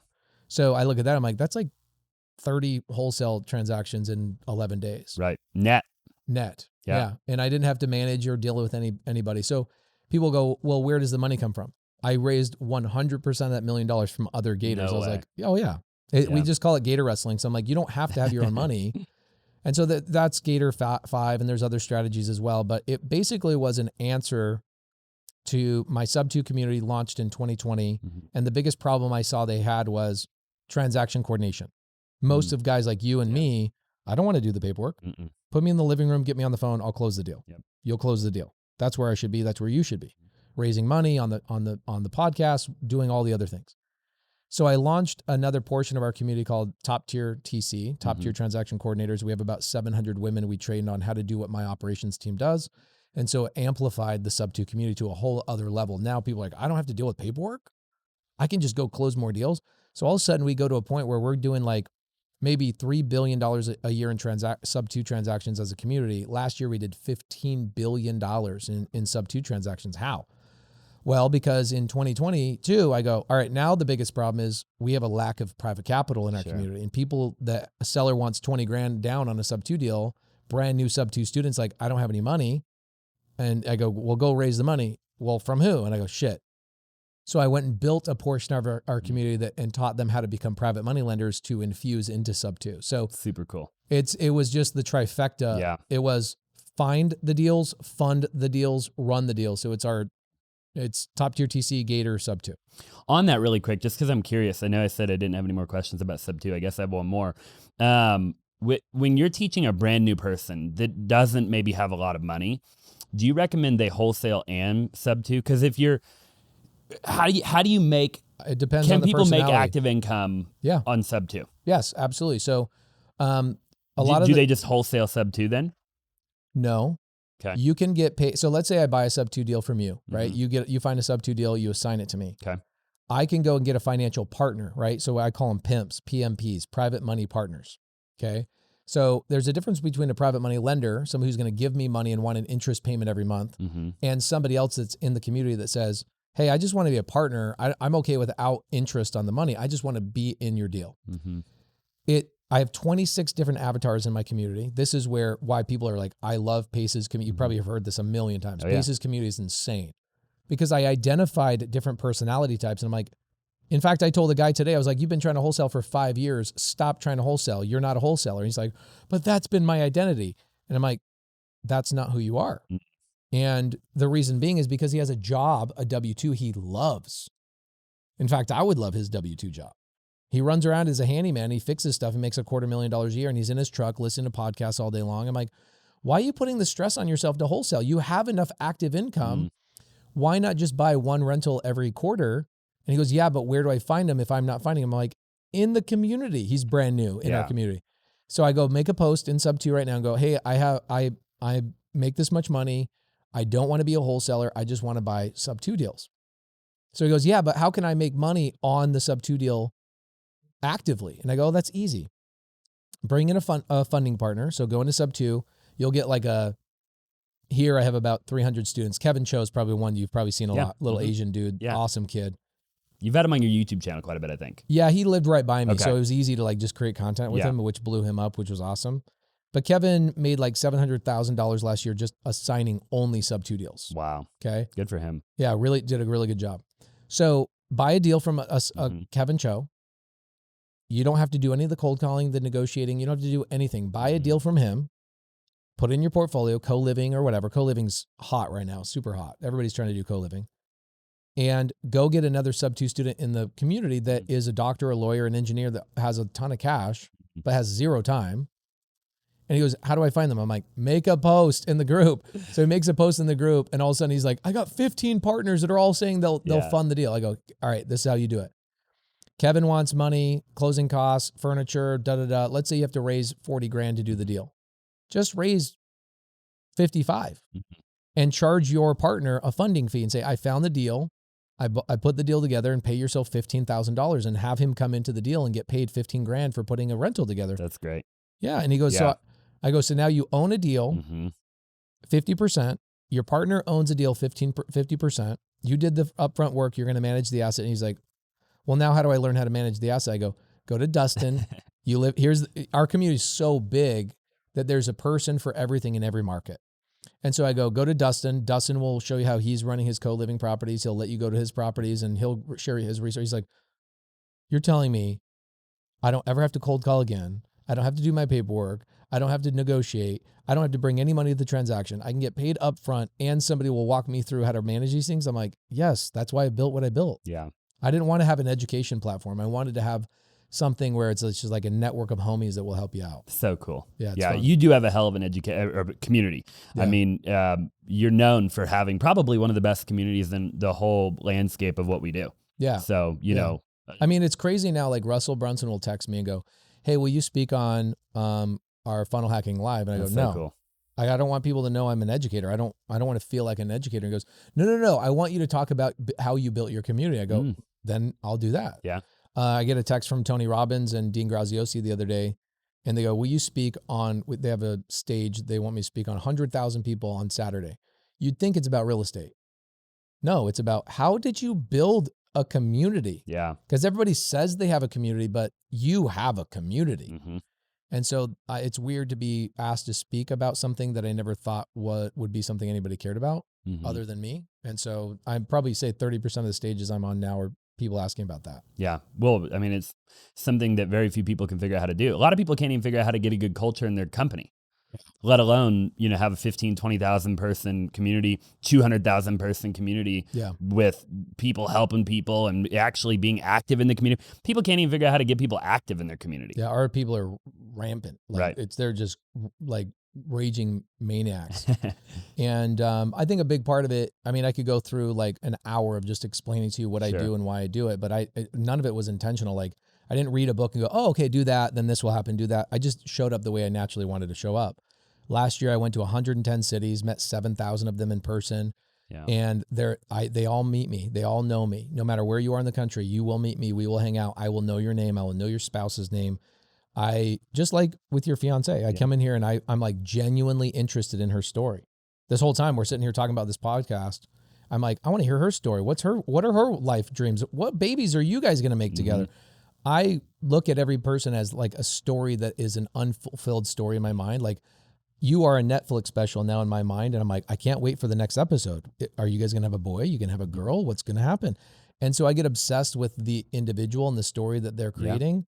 And I just have that natural tendency. So it shows up in a natural way. And so it doesn't feel contrived and built. It feels like, wow, Pace really actually cares. How do you stay humble? You know, like you're known for somebody, I've seen you do it at an event or whatever the case might be, you know, like, and you see a lot of the speakers that just go backstage, they hang out backstage the whole time, right? When they're done talking, they leave, you know, and you're in the hallways, right? And you actually even talk about that. Like I've heard you talk about like get in the hallways, and meet everybody, shake hands. Like, how do you remain humble when so many people that have been where you're at, get to a point where they're not humble anymore. They're unrelatable. They're unapproachable. They have a big ego. They think they're this and that, and they think they're better than people. I feel like you've done a really good job at not doing that. There's a really good personality test I think everybody should take, and it is Clifton's Strengths personality test. It basically goes through your top 34 characteristics. Everybody has the same 34 characteristics about themselves, but they're organized differently. My number one characteristic is activator, which means I'm obsessed with activating other people and like their best version of themselves. Other people I see that are on stage, their activator is like number 30, which means they have to turn it on. So what's cool about Clifton Strengths is it says your top 10 are always in an on position. They are always that way. You can't turn it off unless you consciously are like, I have to turn this off. Anything beyond number 11, you have to manually turn on in your mind of like, oh, I need to be better at this. Another one that I have is includer. It's my number 5 Clifton Strength, which means I'm obsessed with including everybody into everything. That's super cool. It must come from being a big family, whatever. Number 2 is strategic. So I'm very strategic in the way I do things, but it's not clinical. It's like, okay, well, if I know you, I know that this person needs you, and that means I have value to both of you. Yeah, you're a good connector. I'm a great connector. And so I think just naturally I want to do it, and I wake up and that's what I get excited about. When I go speak at events, like Cody Sperber asked me to go speak at Clever Summit. He was like his retirement party. Yeah. And I go, yes. And he goes, wow, so fast. I go, yeah, because I know I'm going to go in the hallway. Yeah. I know I'm going to do a meetup with my community. I know I'm going to do these things. You're speaking on your stage is like 4th in line. Sure. Thanks for giving me a stage to speak on as an excuse to go meet people in your hallway. That's just the way my personality works. So nobody told me to do that. I didn't read it in a book. I just want to do it. It's like when you're thirsty, you go get a drink of water. Sure. And I'm excited about talking to people. So I leave the green room and I go in the hallway. Other people are like in the back of the green room going, how can I know you to get on your podcast, to do this thing, to do that thing? It's all about them. It's all about them. And I get people, I know you get it too, is people want something from you all the time. All the time. And if I know that that's the equation, right? I had Dean Graziosi was texting me a couple of weeks ago. He goes, dude, I feel like you just give and give and give and give. You've never asked for anything in return. And I'm like, Dean, you got a million people asking me for things. I don't want to be another one of those people. I just want to be a collaborator of yours. And so the green room for me, sadly, and I know you felt this vibe too, when you're in the green room, it turns into a very, what can you do for me type of world. And I'm like, I don't thrive in that environment. Sure. So, and also I just know I'm a piece of shit at the end of the day. Like I could die tomorrow and nobody gives a shit. Yeah. Some people will. My wife and kids will be good. In 5 years, they'd get over it. And I think that that's just the equation of life. Like think about my brother hung himself when I was 26. And at the time it's like, I'll never get over this. I got over it. Yeah. I'm back. I named my daughter Corbin in his memory. And I did important things to remind myself every day that I survived, my brother didn't, and I need to honor my brother in all those ways. But also at the same time, I got over it. There's days I don't even think about my brother anymore. That's sad to admit, but it's going to be the same thing for you and anybody else. Like, I'm sorry, the world's going to move on. You're not that cool. On. Yeah. We're not that cool. Here's also a goal I have. How big of a hospital do I need if I'm on my deathbed and everybody who I changed their life comes and visits me on the same day? It's a cool thought. How big of a hospital will I need for people to come and visit me? And some people are like, shit, I don't even need one room. I'm like, I need 10 football fields. That's my goal. Yeah. I want people to have these moments, and you're on the same path, bro. You're changing and impacting people, and you're not here for yourself, which, you look at the woman that you chose. I think your woman understands that. Yeah. Right. Like my wife, she gets a lot of women in her DMs. I don't know if you get women in your DMs talking shit. You don't get women. You yet? do. Oh yeah, of course. She reads my she's in all my social media. Okay. Well, of course he gets DM'd, but he does. Do you get women talking shit? They're about me and him. Yeah. Okay. So it's always women too. Yeah. Okay. So these women married pussies. Yeah. And they feel bad about it. So here's a good example. I'm talking to a guy the other day and he's like, hey man, this, that, and the other. My wife wants me home all the time. I'm like, are you a fucking warrior or not? and I don't really I cuss a lot, but not the F word, but I said this to him. And I go, are you a warrior or not? And he goes, yeah, I'm a warrior. I go, then why would your wife want you inside the castle rather than on the battlefield? Did she marry a warrior? Or did she marry like a scribe? Wow, that's powerful. Who did she marry? And my wife knows who she married. Yeah. Do you want a man that changes the world? Do you want to be a part of a legacy? Do you want to, in fact, my wife is the foundation of our entire castle. Everything I could not build this castle on a foundation of sand. I built this castle on a foundation of concrete, deep, deep, deep concrete. And my wife says to women, do you really want a husband that can't change the world? Let alone adapt to inflation and adapt to all the things that are going on. My wife is not snippety or rude. My wife is actually very introverted, but she also is just like, what kind of men did you guys choose to marry? Did you marry your dad who stays at a job for 40 years and doesn't actually impact the world and his entire existence is just to pay the bills? My husband figured out how to pay the bills, and now he's figuring out how to teach other people how to pay their bills so they can teach other people how to pay their bills. That's the man I wanted to marry. And so it's really hard for women to hear that. And I would say, and then I have other women. I wish I could pull this text up because it would take me probably 3 minutes to pull it up. But I had a woman send me a text yesterday, and she says, what more can I do to support my husband? I'm so proud of him doing this, this, and this, and I'm seeing all the change in him. And he's the man I married, and he's becoming more and more of that man every single day. And I'm like, first and foremost, the fact that you're asking that question is step one. Yeah. Most women don't do that. It's like, how do I get my husband at home more? Yeah. To do what? Watch the fucking football game? Like, what are you doing to this man? How are you putting this man in such a shitty situation? All I am is a tractor. Do you want me in the barn or do you want me in the field? You're wasting this tractor. Otherwise, don't marry a tractor. I'm a workhorse. I have an engine. Put me to work. I want to be a beat up old freaking John Deere when I die. I don't want to be a shiny tractor. I want to be beat up with wrinkles and scars and all the things. Oh my gosh. And so the work-life balance thing is really hard because people don't understand. Most people are in the 9-to-5 world. They don't understand what an entrepreneur's life looks like. It's nothing like a W-2 world. I leave at the same time. I show up at the same time. Did y'all want to marry somebody that leaves at the same time and shows up at the same time every damn day for your entire life? The average family, do you know what, Mo, do you know what the average family retires with? Retires 2 incomes, 40 years. What's the average? In America. In America, average family retires with how much money? $336,000. That's their entire retirement savings. Yeah. Google it. Top 1%, Mo. What's the top 1% families retire with? Top 1%. This is also like completely sad. $2.3 million. Top 1% of Americans, 2 incomes, 40 years, retirement savings, $2.3 million. That's wild. That's wild. Yeah. When you live the life that we get to live, you realize $2.3 million is next to broke. Oh my gosh, it's terrible. And I don't by even the know how way, you could live on that. Forget about live. How can you change somebody else's life if you're broke? You know what I'm saying? And so maybe I'm just crazy, but I think when I was about your age, I stopped caring about what anybody thought. About you. About anything. Yeah. Okay. Gotcha. Me too. Got it. I'm not the smartest person. I'm not the most eloquent. I'm not the best dressed. I'm not the strongest.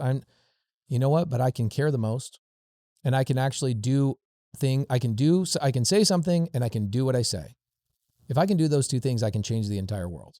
And like what you're doing and you're building what you're building, you're not just making money. Yeah. I walk in your hallway, homeboy comes up to me and talks to me, one of your team members. And I'm like, look at Austin changing this guy's life. You're giving you are the plug. They are the person that gets to plug into you and your energy source. How dare a woman come along and say, why are you giving so much energy to other people? Because I was built to. Yeah. And we're all called to. You are ordained to help people. It was not a choice. You are built this way. Yep. In fact, it would be a travesty if a woman came and watered you down.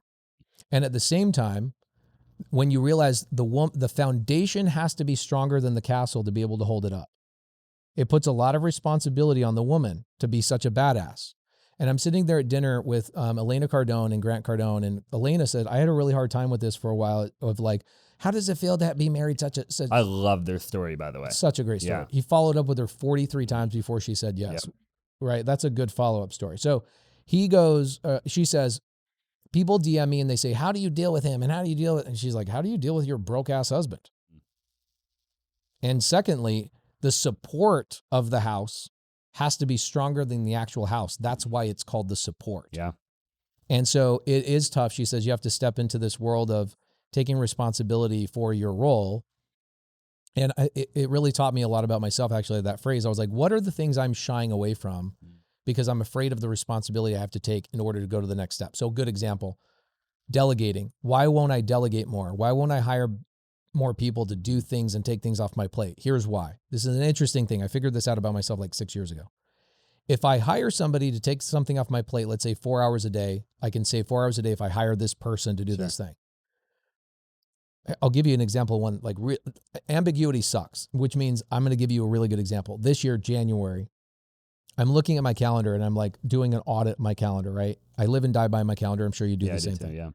And like you sent me a text a couple of days ago and you're like, hey, are you still coming to the show? I was like, bro, it's on my calendar. I will be there. Yep. And I'll be there 15 minutes early. Like I live and die by it. And you were. And I was, yeah. Mm-hmm. And I'm glad I was. I got to meet your fiance. I got to meet Sarah and be part of your energy in your office and see what you're creating, which is incredibly impressive. But I'm sitting there doing an audit and I go, man, I'm doing a lot of stupid things. I go to Home Depot.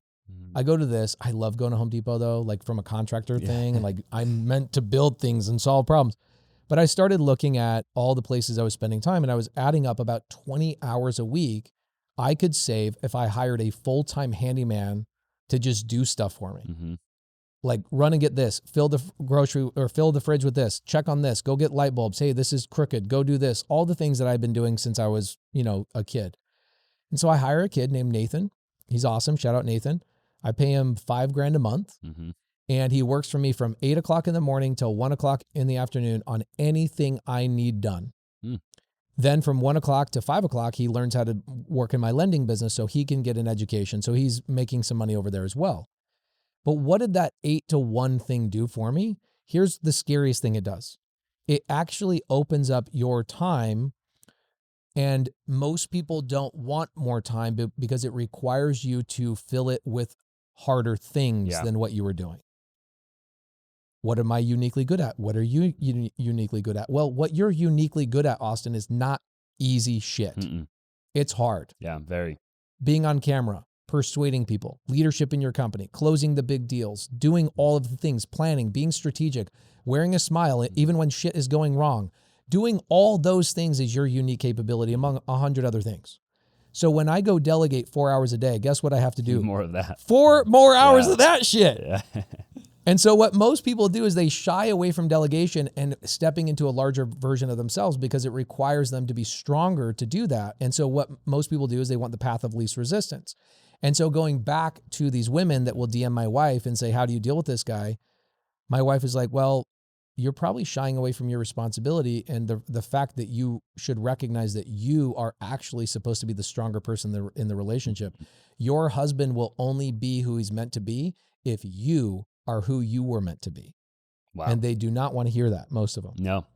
It's a hard thing it's a hard pill to swallow that you are more important to his success than he himself is to his own success. It's a wild thing. That's how important you are. And it's a scary thing to put that responsibility on yourself, but it's true. Yeah. I believe it 100%. I've heard Elena.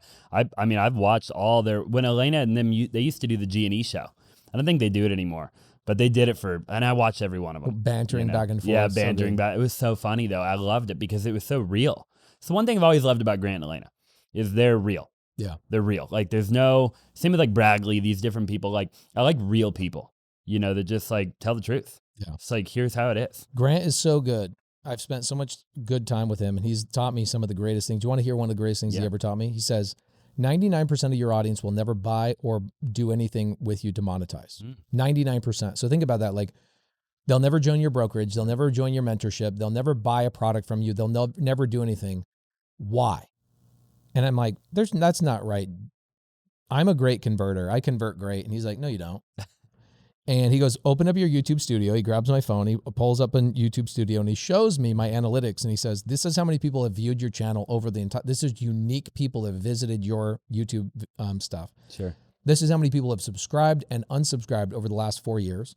How many people have paid you? How many paying customers do you have? And I tell him, and he goes, that's 0.5%. You thought it was you thought I was low at 1%. You're at 0.5%. I go, wow. And he goes, he goes, you'll become a millionaire off the 1%. You'll become a billionaire off the 99%. I'm like, wait, hold on a second. Think about this, Mo. Grant says you'll become a millionaire from the 1% of people that actually buy your products. You'll become a billionaire from the people who don't. Interesting. And he's great at the pause. We're at dinner. We're across the table from each other. And he pauses. You're and like I'm thinking about it. Oh, what the freak? So he says, the 99% of people will never buy something from you. Let's say your mentorship or his mentorship. Sure. They'll never buy it from you. Do you know why? Is it because they don't believe in you and that you don't produce results and you don't have winning people in your community? No, it has nothing to do with that. Why is it? Not a win-win. They don't need it. Because a smart person would still join your mentorship. Somebody that was experienced wouldn't join your mentorship for the education. They would join it to collaborate with other students, correct? Yeah, they would all day, every day to do deals. Right. Yeah. So it's always a win-win. That's a bullshit answer. Yeah. What is the answer? It's because they don't believe in themselves. And Grant lays this gauntlet on me. Boom. I go, what do you mean? He goes, they know that if they buy something from you, they now have to take action and they have to be responsible for their own actions. And they bought this thing. And he goes, they've bought other things from other people. They didn't take action on it. And so they realize, I can't trust myself. I don't believe in myself. I have evidence that I'm not an action taker. I'm like, okay, well then how the hell do you become a billionaire from those people? And he goes, give them something to invest in that you find, you manage, you distribute. And I'm like, okay, so your fund. And he goes, it's the craziest thing, Pace. The second we launched Cardone Capital, I had a guy wire us a $5 million check that had been watching our YouTube channel for 7 years, never bought a single product from us, but gave us a $5 million. Yeah, because they have the money, but they want you to do everything. Because they're like, I don't trust myself, but I trust you. They're watching you, Austin, because they trust you. They know you provide results, but until you have a fund, this is why Josiah and I launched a fund. Is Josiah and I were at that dinner together, and Josiah and I looked at each other and go, we need to start a fund. Right. And yesterday we sent out 1,900 checks to investors. Wow. And the majority of them are people that have never bought anything from me. It's crazy to think about. So you've got to give them something to believe in that doesn't require any work on their part. And do you have a fund? No, I've raised capital for other people. It's time. I've been wanting to start a fund. Okay. Yeah. Mo, it's your job. She's like, crap. Yeah. So that was one of the most, Grant is great. He's super real, going back to your point, and he'll take the time and give you the insight. He's so transparent. Jared Glant, shout out to him. Jared is his number one. Ryan Secco's gangster. All these guys are great people, and they teach you amazing things. And their culture and their company, second to none. Yeah, I've seen it. It's insane. Their building's right here. One of their buildings. Yeah, the one in Miami, the one that I spent the most time at, it is Sherry. Is the reason I hired a girl. I have a girl on my team named Molly. She's been with me now 3 years. I hired her because I was like, I need a Sherry Hamilton in my company. I follow Sherry because I used to tell employees that I would send Sherry's profile to my employees and say, I want you to be like this. Yes. Like, and if you keep doing what you're doing, you're going to be like that, and you're going to make a lot of money, and we're both going to win, you know? And I'd sell them the dream based on Sherry. She's the most important person in that entire organization. Yeah. Oh, for sure. No question. I've learned so much about corporate structure and how things work and leadership and all that kind of stuff from Grant. So a lot of people, will criticize Grant because he's out there. But Ronald McDonald's job is what? To sell hamburgers, right? And get eyeballs on the hamburger. That's Ronald McDonald's job. Yeah. Is Grant doing his job? He is. He's getting people. He's getting people aware of Cardone Capital and all these things. And so, as a marketer and somebody out there, that's your job, is to get out there. That's your job. Yeah. You are the Grant Cardone of your company, and you need a Sherry, and you need all those other people to build you up so that you can be the guy on the billboard all over the place, so people know that your company even exists. Man, I got like one or two more questions. We've been here for about an hour 40.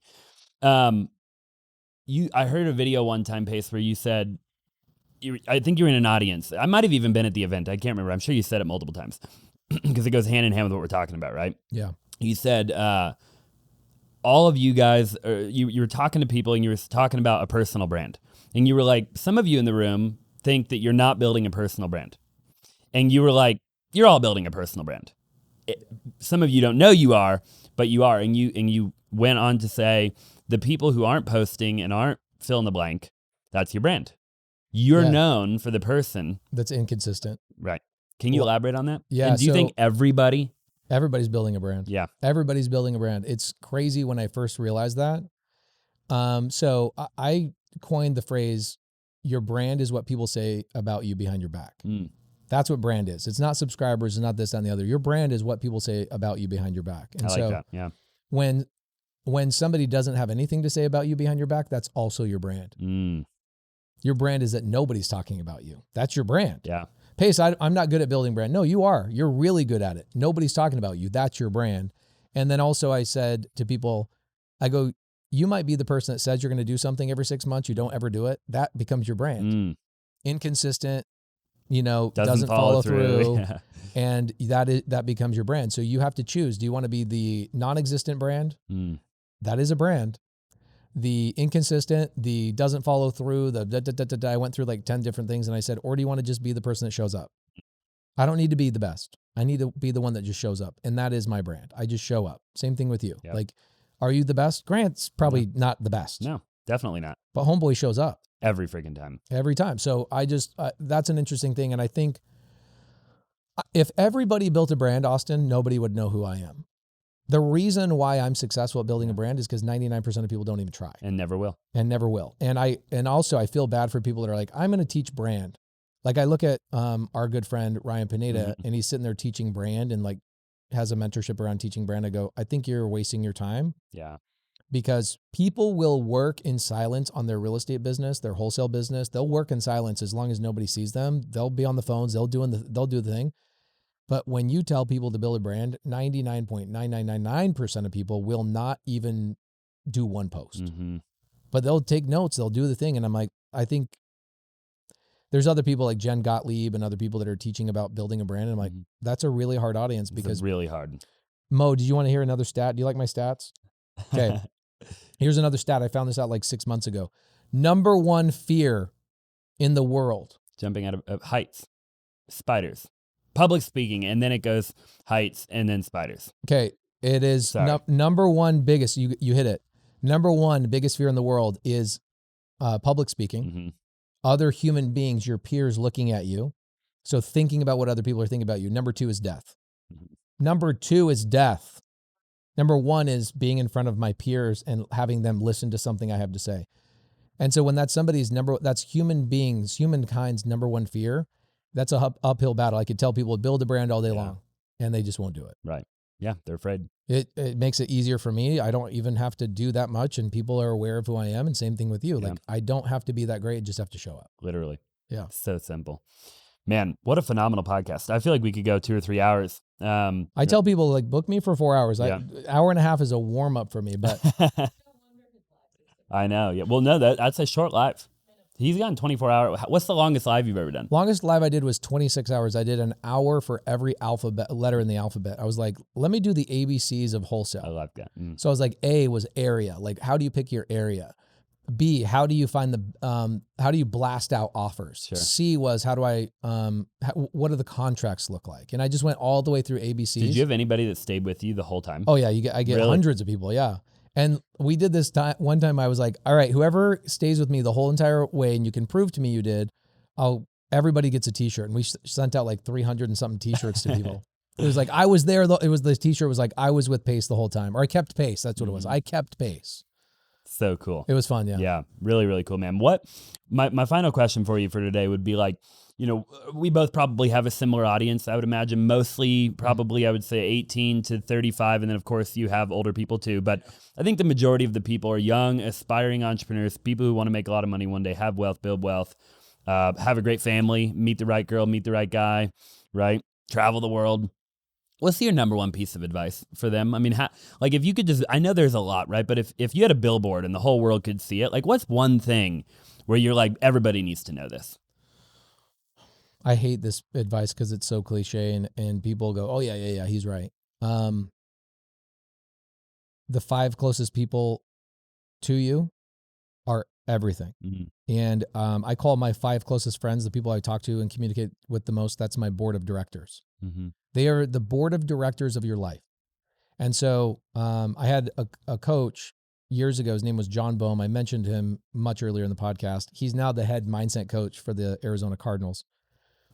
And he says, you want to make more money? I go, yeah, I want to make more money. This is like 12, 13 years ago. And I worked with him for a couple of years. And it was an hour a month at Starbucks. Mm-hmm. Best money I ever spent in my life. And first time I went to meet him he was the first coach I ever hired. And I was forced to hire him. Mm-hmm. I was a loan officer. And the guy whose team I was on, Steve Mikesta, shout out to Steve Mikesta, he says, everybody has to have a coach on my team. And if you don't have one, I'll give you one. Mm-hmm. And I was like, all right, fine, sure. I'm a blue collar guy. So what do we think? We can do it all ourselves. Mm-hmm. And so he gives me Steve Mikesta. I'm like, so how much is this? He goes, if that's the first question you have, you should get out of my team. I was like, damn. I learned very quickly, stop asking about what price is. And I don't go into places now and say, what's the price? Like you don't walk into Mastro's and go, what's the price of this steak? Yeah. Meanwhile, you go to Mastro's or you go to a dinner, you've been to 100 of them, and there's 20 solid human beings in that room. Who cares what the price of the food is? That's the excuse for being in a room with people and asking questions and the appropriate thing. But anyway, I said, what was the price? It was $500 an hour. I'm like, was this guy an attorney? Like, what the freak? It was the first coach I ever hired. And then to put salt in my wound, it was pulling up to a Starbucks building and looking at the address. I'm like, there's no way this is the actual building. Mm-hmm. Sure enough, I walk into a Starbucks building, sit down. He's like, I'm over here. 20 minutes into this conversation, this guy completely obliterates every belief system I have in my life. And what he said was, write down the 5 closest people to you right now. I go, okay. And I'm like, my dad, my this, my that. And he's like shaking his head as I'm writing them down. And he goes, okay, how much money do they make? Mm-hmm. And I was like, I don't know. He says, there's your number one problem is I can already tell you 3 of these people are turds, including your father. He didn't say it that way. He was just like, your dad got you as far as he could, so you could get it to the next level, and you're still taking your dad's advice at 28, 29 years old. What are you doing? Like, you can hang out with your dad, but why are you taking your dad's advice about anything? Your dad worked 2 jobs. This was an interesting thing. When he heard my story, he goes, your grandfather worked 3 jobs, so your dad could work 2 so that you could work 1. And you're still sitting here taking your dad's advice. Your job is to make it so your kids don't have to have any job. Mm-hmm. And I was like, he's like, you got to, anyway. So he goes through the thing and he goes, your homework this week is figure out how much these people make. And if they're not willing to tell you, you need to take them off the list immediately. Well, I find out how much they all make, and that was uncomfortable. And he taught me this lesson of like, if you can't have a conversation about money with your board of directors, then you're going to fail. And anyway, I bring the money back and we divide it up, and he goes, okay, so add up all the 5 people. It was like averaging like $200,000. And he goes, divide it all up, divide it by 5. Perfect. What's that number? And I go, I don't know. And he goes, that's your potential. I'm like, oh, damn. He goes, how much money did you make last year? And I go, that. And he goes, this is a universal law right now. Universal law right here, right now, is that whoever you spend the time with becomes your highest potential. I agree. And he says, here's what'll happen. You might have a year where you surpass all of them, but what they will do is they'll pull you back down, and the following year you'll come back down and you'll be diminished. And I go, I've done that 3 times. He goes, yeah. And you keep coming back down to the same number, and you keep asking yourself, how can you make more money? Sure. And he goes, you need to replace your board of directors, and you need to re-interview them every single year. Not interview them, but like go, you gotta try out for the team, the PACE board of directors team.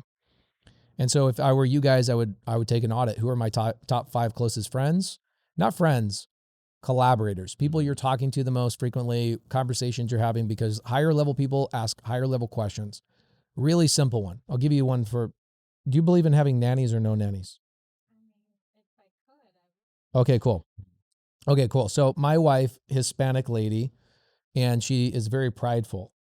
And it's like, if we're not going to hire somebody to clean the house, that's my job as the woman. I'm like, no. My mom, 12 kids, cleaned everything, did all the things. I, of course, as one of the children in her house, had chores, mowing the lawn, doing the thing, doing my own laundry, all that kind of stuff. I learned that at a young age. But we start having kids, and I tell my wife, let's get a nanny. So you and I can go on dates, and let's go live our life, and you can go to the gym and take care of yourself and feel confident in all the things you're doing. And she would not do that for the life of her. And it became a point of contention. Then I become friends with Jerry Norton. You know Jerry? Yeah. Okay. Jerry is the greatest human being I have in my board of directors as a husband, a father. And you got to pick your board of directors appropriately. Like, some of them are going to be for money, but they're pieces of crap outside of money. Other people are like the greatest fathers. Jerry has 10 children. Yeah. 10 freaking children. Same wife, monogamous. Those are the only people I want to hang out with, right? And so we go to dinner with Jerry one night. This is about 6 years ago. I become really good friends with Jerry. We go to dinner with Jerry, and I'm sitting there talking to Jerry about real estate, and I can hear over here my wife and Anne Marie, nanny, nanny, such and such and such nanny. So then we drive home. My wife goes, you know what? I have a really good idea. We should maybe get a nanny. And I go, that's a great idea, sweetheart. I love that idea. It's a great idea. And so what you'll realize is also the women that your wife gets to hang out with is also just as important. Totally. And so, like, for example, my wife hangs out with Lisa Graziosi, which is Dean's wife, all the time. They go to a book club, all that kind of stuff. You're welcome to come and hang out. You should come and hang out with these ladies. Okay. Yes. Okay. Your friends, I don't know your friends, but I would imagine they all suck. You probably love them. They're amazing human beings, but there's no way he wants to hang out with their husbands. Mm-mm. Okay, that's even worse. Mm-hmm. Okay, but for me, like, when my wife 10 years ago was like, hey, let's go hang, I'm like, I ain't going. Mm-hmm. I'm a grown-ass man. I'm not hanging out with another man that the only thing he cares about is the football game. Yep. Cool, football is cool. I can talk about it every once in a while. But I want to talk about how are we changing the world? How are we changing the industry? I don't want to participate in my industry. I want to change my industry. I'd rather hang out with nobody over hang out with that guy. 100%. Let me sit on my thumb. I'd rather do anything else. So when my wife started hanging out with, now think about this. Why is it that the queen in chess can move any way she wants? She's the most powerful character on the board. Let me ask you a question. If I want to get access to another man that has something that I need, me going directly to that man and asking for it is usually not the way to do it. Yep. My wife becoming friends with her wife at a book club or this, that, and the other, it might not even be a book club. It could be anything else, yoga or anything else. It could be even their own businesses. Mm-hmm. My wife being friends with her is how I became friends with Dean Graziosi. Dean Graziosi sends me a text one night and he goes, hey, I just saw my wife and your wife hanging out at this book club. We should go on a double date soon. Mm-hmm. You are so much more important than you can even realize. And when you're like, hey, husband, make more money, well, then put him in a position that he can. Mm-hmm. You are surprisingly somebody that will be able to put him in a position to make more money. And when you look at the history of kings and queens and people that ran entire empires, the person that was always the most powerful was always the queen. Mm. Yeah. As long as she understood her role. And it's a stressful feeling to have. My wife is always stressed out about it. I was like, oh my gosh, that's a lot of pressure. I go, I just don't want you hanging out with people that don't love their husbands, don't love their life, don't want to be around their kids. As long, like, we have like a little bit of a, like, I'm not a big staunch rule giver, but I'm like, I don't want to hang out with men that have any of these things. I don't want to hang out with cheaters. I don't want to hang out with this. I don't want to hang out with that. I want to stay away from any of those, any piece of negativity. I want to stay away from it. And so my wife knows, don't invite me places. Yeah. Don't even invite me. I don't even want to hear it. Mm-hmm. And some woman on here is like, well, that's rude. Well, I'm living my life. You can live your life however you want, but I will not hang out. It's actually, can I tell you this reason why I blocked him on Instagram? Okay. So I didn't know Austin. I knew Austin was cool. And I knew Cody. And Cody is a prickly pear. I'm good friends with him. I'm friends with Austin. So there's no bad blood here. But here's what happened. I've always known Cody. And I've known Cody has always been a prickly pear. Mm-hmm. Meaning like he's a beautiful cactus, but he's got some sharp edges on him. He can wild out every once in a while.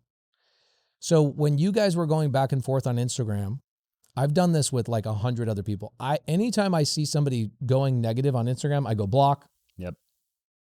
The second I see somebody go negative on Instagram, I don't even think about it. Mm-hmm. Because I go, if you have the capacity of attacking your own friend or vice versa, then I don't want to be your next aim. Right. I don't want to be your next target. I'd rather not even know you. And so there's 30 people that I'm like, actually love them and I think they're amazing, but I'm like, oh crap, I don't know you well enough to know if I can be in your circumference. And I met you a bunch of times since then and became more and more friends over the years. And then you reminded me that I blocked you and I was like, oh crap, let me unblock you. But it was nothing more than that. It was just, I have a hard rule in my life. If somebody goes negative about somebody else on social media, I block them. Yep. And what you guys went through was crazy. Yeah. And it's all in the past. Of course it is. Yeah. And Cody is a scary person to have in the wrong corner in the room. Oh, for sure. And so I don't envy you for what you had to go through. That was not an easy thing. It was I learned quite a bit and it was just a different season of life. And, How you were really young, like 23? Oh yeah, dude. I mean, I was, probably 23 at the time. I mean, I was 21 probably when me and Cody were partners. Here's the tough thing about where Cody was, and you're going to deal with this if you haven't already dealt with it 20 times. Same thing with me. You're going to get some killers that come through your organization. They can't stay here. I've dealt with it 100 times. And the first time you dealt with it 20 times, you're like, F those guys. Mm-hmm. Then you realize, wait, hold on. A leader's job is to create more leaders. It is. And you're borrowing those people. You don't own them, you borrow them. And you'll get those people that come in that are meant to be future kings of their own, and you were a future king. Yeah. And if Cody recognized that fast enough, he could have said, hey, Austin, you're going to go do your own thing. Let me set you up for success. In fact, let me take a small piece of something. I'll set you up for success. But when you put people underneath your thumb and you try and control them, it creates animosity and anxiety, and then people fight. And I think that's really what you guys were going through, is that Cody I'm really good friends with Cody. I love Cody. Cody has done a lot of things for me. He's been one of the most tremendously helpful people on the planet for me individually. And I can imagine that Cody probably was like, Austin's such a badass. I do not want to lose this guy. And so he lashed out and probably tried to control you, even in his immaturity. And it put you in a situation where like, I have to freaking get the hell out of here. Mm-hmm. And I did. And you did, and he didn't like it. No, and then several years went by. We didn't talk a single time. Right. And then finally we made up, and now I'm going to his baby shower. And I know cool. I'll be there too. Are you going? Yeah. I'll introduce you to my wife. Yeah. I'll get my wife to invite you to their book club. And you can your friends don't watch this podcast, I can guarantee you. And you can slowly replace your friends. Yep. There you go. I love it. I was just giving her a hard time the other day about her friends. They don't know. They're not watching this podcast. They lost me when I dropped the F-bomb for the first time. They were like, I'm out. They're definitely not watching. I know that for a fact. Phenomenal story, and I love Cody, man, and even, by the way, just really quick, and then we'll wrap. But even during the time in which we weren't talking, like, I was always humble enough to say Cody was the reason I'm where I'm at. He taught, because Cody is my mentor, right? I hired Cody in 2014 to teach me how to wholesale. And then we eventually became partners, and I became partners with him after Josiah and him had their thing. And so it was also interesting timing because they have not figured that out. I know they haven't. They're the only people. Trust me, I know. Yeah. All too well. But I love Josiah. And Josiah is my partner in 4 businesses, and I love him so much, and he's one of the greatest operators I've ever met. And I wish I could get them to Josiah just doesn't care at this point. I think Josiah is like, he's aware of, I have a lot to lose, and Cody is so powerful that Josiah doesn't want to put himself in a situation to get hurt again. And I think Cody is definitely a completely different person from all those years ago. But Josiah is just like, I know Cody brings value. In fact, I bring up Cody in all of our meetings. I talk about him all the time. I go speak on Cody's events, and I go and we use our email list to promote Cody's events. So that tells you how Josiah has gotten over it. Yeah. But at the same time, Josiah's just like, bit me once. I'm not going to let you do that to me again. And it just kind of shows you how much power Cody has. Yeah. And so shout out to Cody Sperber, Love Cody. my prickly pear friend who I love. It's amazing he's having another baby, and Yes. looking forward to celebrating that with him. We are too. Yeah. Coming up quick, the day after the election. Yeah. Pace, we've been here for 2 hours. I know we could go 4. We'll bring you on again, though. I like Please. bringing everybody on twice. Jamil's going to come back on again soon. I think Jamil will be here tomorrow, actually, right? On somebody else's podcast, not on mine. We have media. We do other people's podcasts, too.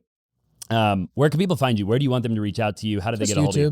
YouTube. I'm obsessed with YouTube and providing long form content. And if you like me, you like me. If you don't like me, you don't like me. And that's cool too. And what's fun about social media and all the things that I get to do is I get to help a lot of people that identify with my story. Same thing with you. Yeah. And usually the person I attract is a married man, wants to have kids, or a guy that wants to get married and have kids. And they're wondering, how do I provide for these families? Or this family that I'm going to go build, and how do I make sure that I'm insulated from all the crap that goes on in the world? And my YouTube can do all that. It's freaking awesome. Yeah. And if you ever have a question, you can DM me. I answer 99% of my DMs. And usually I'll answer with a YouTube video. I'll be like, oh, that's a great question. Here, I answered that 3 years ago. Boom, here you go. You got to get on Manect. I tried Patrick it. Bet-David's. Yeah, I tried platform. it. I saw a PBD doing it. And then I was like, I don't need another thing right now. That's true. Yeah, it is a whole nother thing. It's like a whole other thing that also I have to then tell my audience to go over there. Right. And it seems to be like a higher level audience member. And I like talking to the people who've never done Keep a it deal simple. before. Yeah. And so it's a little bit different audience. I would imagine most of the people that are reaching out to you on a Manect are like, hey, hey, I'm not on Manect. Oh, you're not? No, but I've just seen PBD talk about it a million times. Yeah, I maybe one day. Jamil and I are working on our second TV show right now, and I'm so enthralled in all of that and all the other things I'm creating. And we're in this amazing vibe and energy and this flow right now that I'm like, I don't need another thing right now. But shout out PBD. He's awesome. PBD's awesome. Pace, I know you're a really busy guy, and I appreciate you being here. Dude, I appreciate you too. And Yep. and thank you so much. You know, you're the guy that's going to take the torch from the old guys like me. And, you know, I probably got another 10 years of YouTube land and doing, you know, the thing. But in 10 years, you're going to be roughly my age, and you'll take the torch if you already haven't taken the torch in a lot of ways. You're doing a lot of amazing things. A lot of people tell me how you've helped them. Guys, if you're one of those people that is like, I wonder if I should join Austin's community. Even if you're a badass and you're doing a lot of deals already, you should be joining Austin's community just to help out and go, hey, I'm a leader. Let me go in there and help other people put deals together and let me benefit. And I think that is, you probably have a lot of audience members who are like, I like watching Austin. I like hearing from Pace and him, you know, the guests he brings in, but they sit there and they wait. Guys, if you're a leader, join his community and get in there and help out and lead the charge.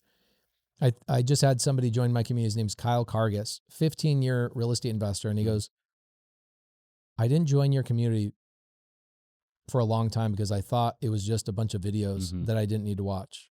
Then you pointed out what I just pointed out. So guys, if you're in the audience and you're hesitating joining Austin's community, get your freaking butt in there and get some deals done. There's a lot of people in there doing deals, and I meet them in the hallways at these events, and they'll say, do you know Austin Zaback? I'll go, hell yeah, man.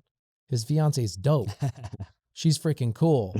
So get in there, join that community. And Austin, thank you for having me. I appreciate you. And hey, for everybody watching, do the same with Pace. Go join his community, be a part of it, and it'll change your life. I know that for a fact. A lot of people have had their lives changed by Pace. So, dude, you're doing an incredible thing in the world, and keep it up. Thank you, brother. Appreciate you.